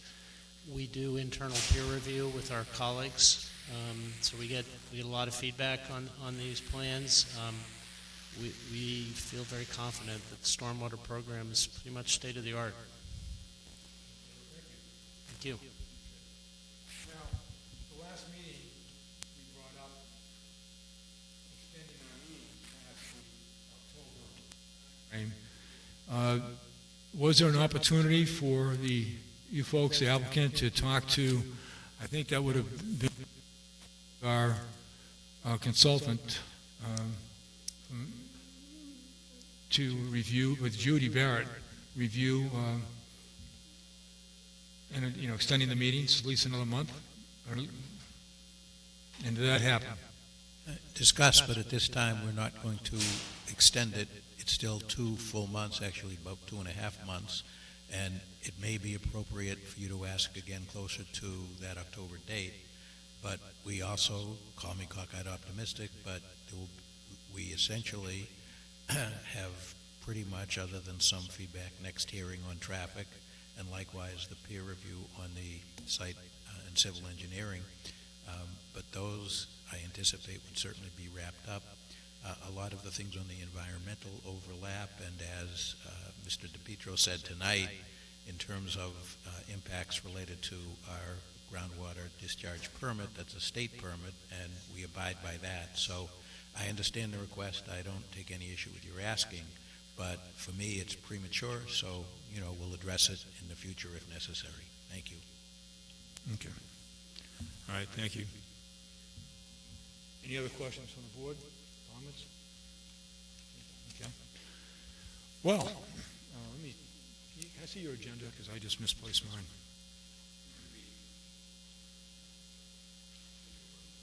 Oh, thank you. So before I adjourn the meeting, was there any other comments from any party, consultant? Yes. Again, Amy Questle, Town Council. At this point, I think that the next meeting, your peer reviewers need to lead off the meeting and not the applicant's engineers. So your peer reviewers need to make sure that everything that they've asked for has been addressed. And if not, the applicant will be addressing those comments of the peer reviewers. We cannot have the applicant's traffic engineer do another, 60-minute presentation. We need to concentrate on what your peer reviewers are telling you. I would absolutely agree. Issues that the peer reviewers are bringing up. No more presentations from the traffic engineer. We need to concentrate on what your peer reviewers are saying are major issues. The road width and the parallel parking is really a major issue. If you think about 10-foot roadways, that's the Sagamore, which is scary going across the Sagamore. Each lane is 10 feet. So if you think about that, you have 10-foot roadways, and that is not at all very wide. So So I think we need to concentrate on the issues that your peer reviewers have brought up. We have two extensive peer review reports that I thought were going to be addressed tonight, where instead we seem to have gotten presentations tonight, which didn't actually address what the peer review report brought up. So I really think the next meeting needs to concentrate on that. No, Amy, I absolutely agree with you. I was not happy with the pace of tonight's meeting. I was also not happy with our own peer review person and the applicant's consultant addressing things remotely. And I'd like that the next meeting that everybody be here to discuss things in person. And I think that everyone's had advance warning or notice. Warning is probably the wrong word. Had notice regarding the dates of these meetings. Been well structured since early May. And there's no reason why people can't be here when they need to be here. So with that, I'd like to indicate the fact that I'd like to make a motion that we adjourn this meeting and that we reconvene this meeting on September 17th at 6:30 p.m. At the moment, it should be here at 100 Oak Street Community Center in the multipurpose room. If there's a change, we'll do our best to make sure that everyone's notified of that change. And that's my motion. I'd like to have a second. All right, second by Dave. And all those in favor? Okay. We're out of here. Thank you.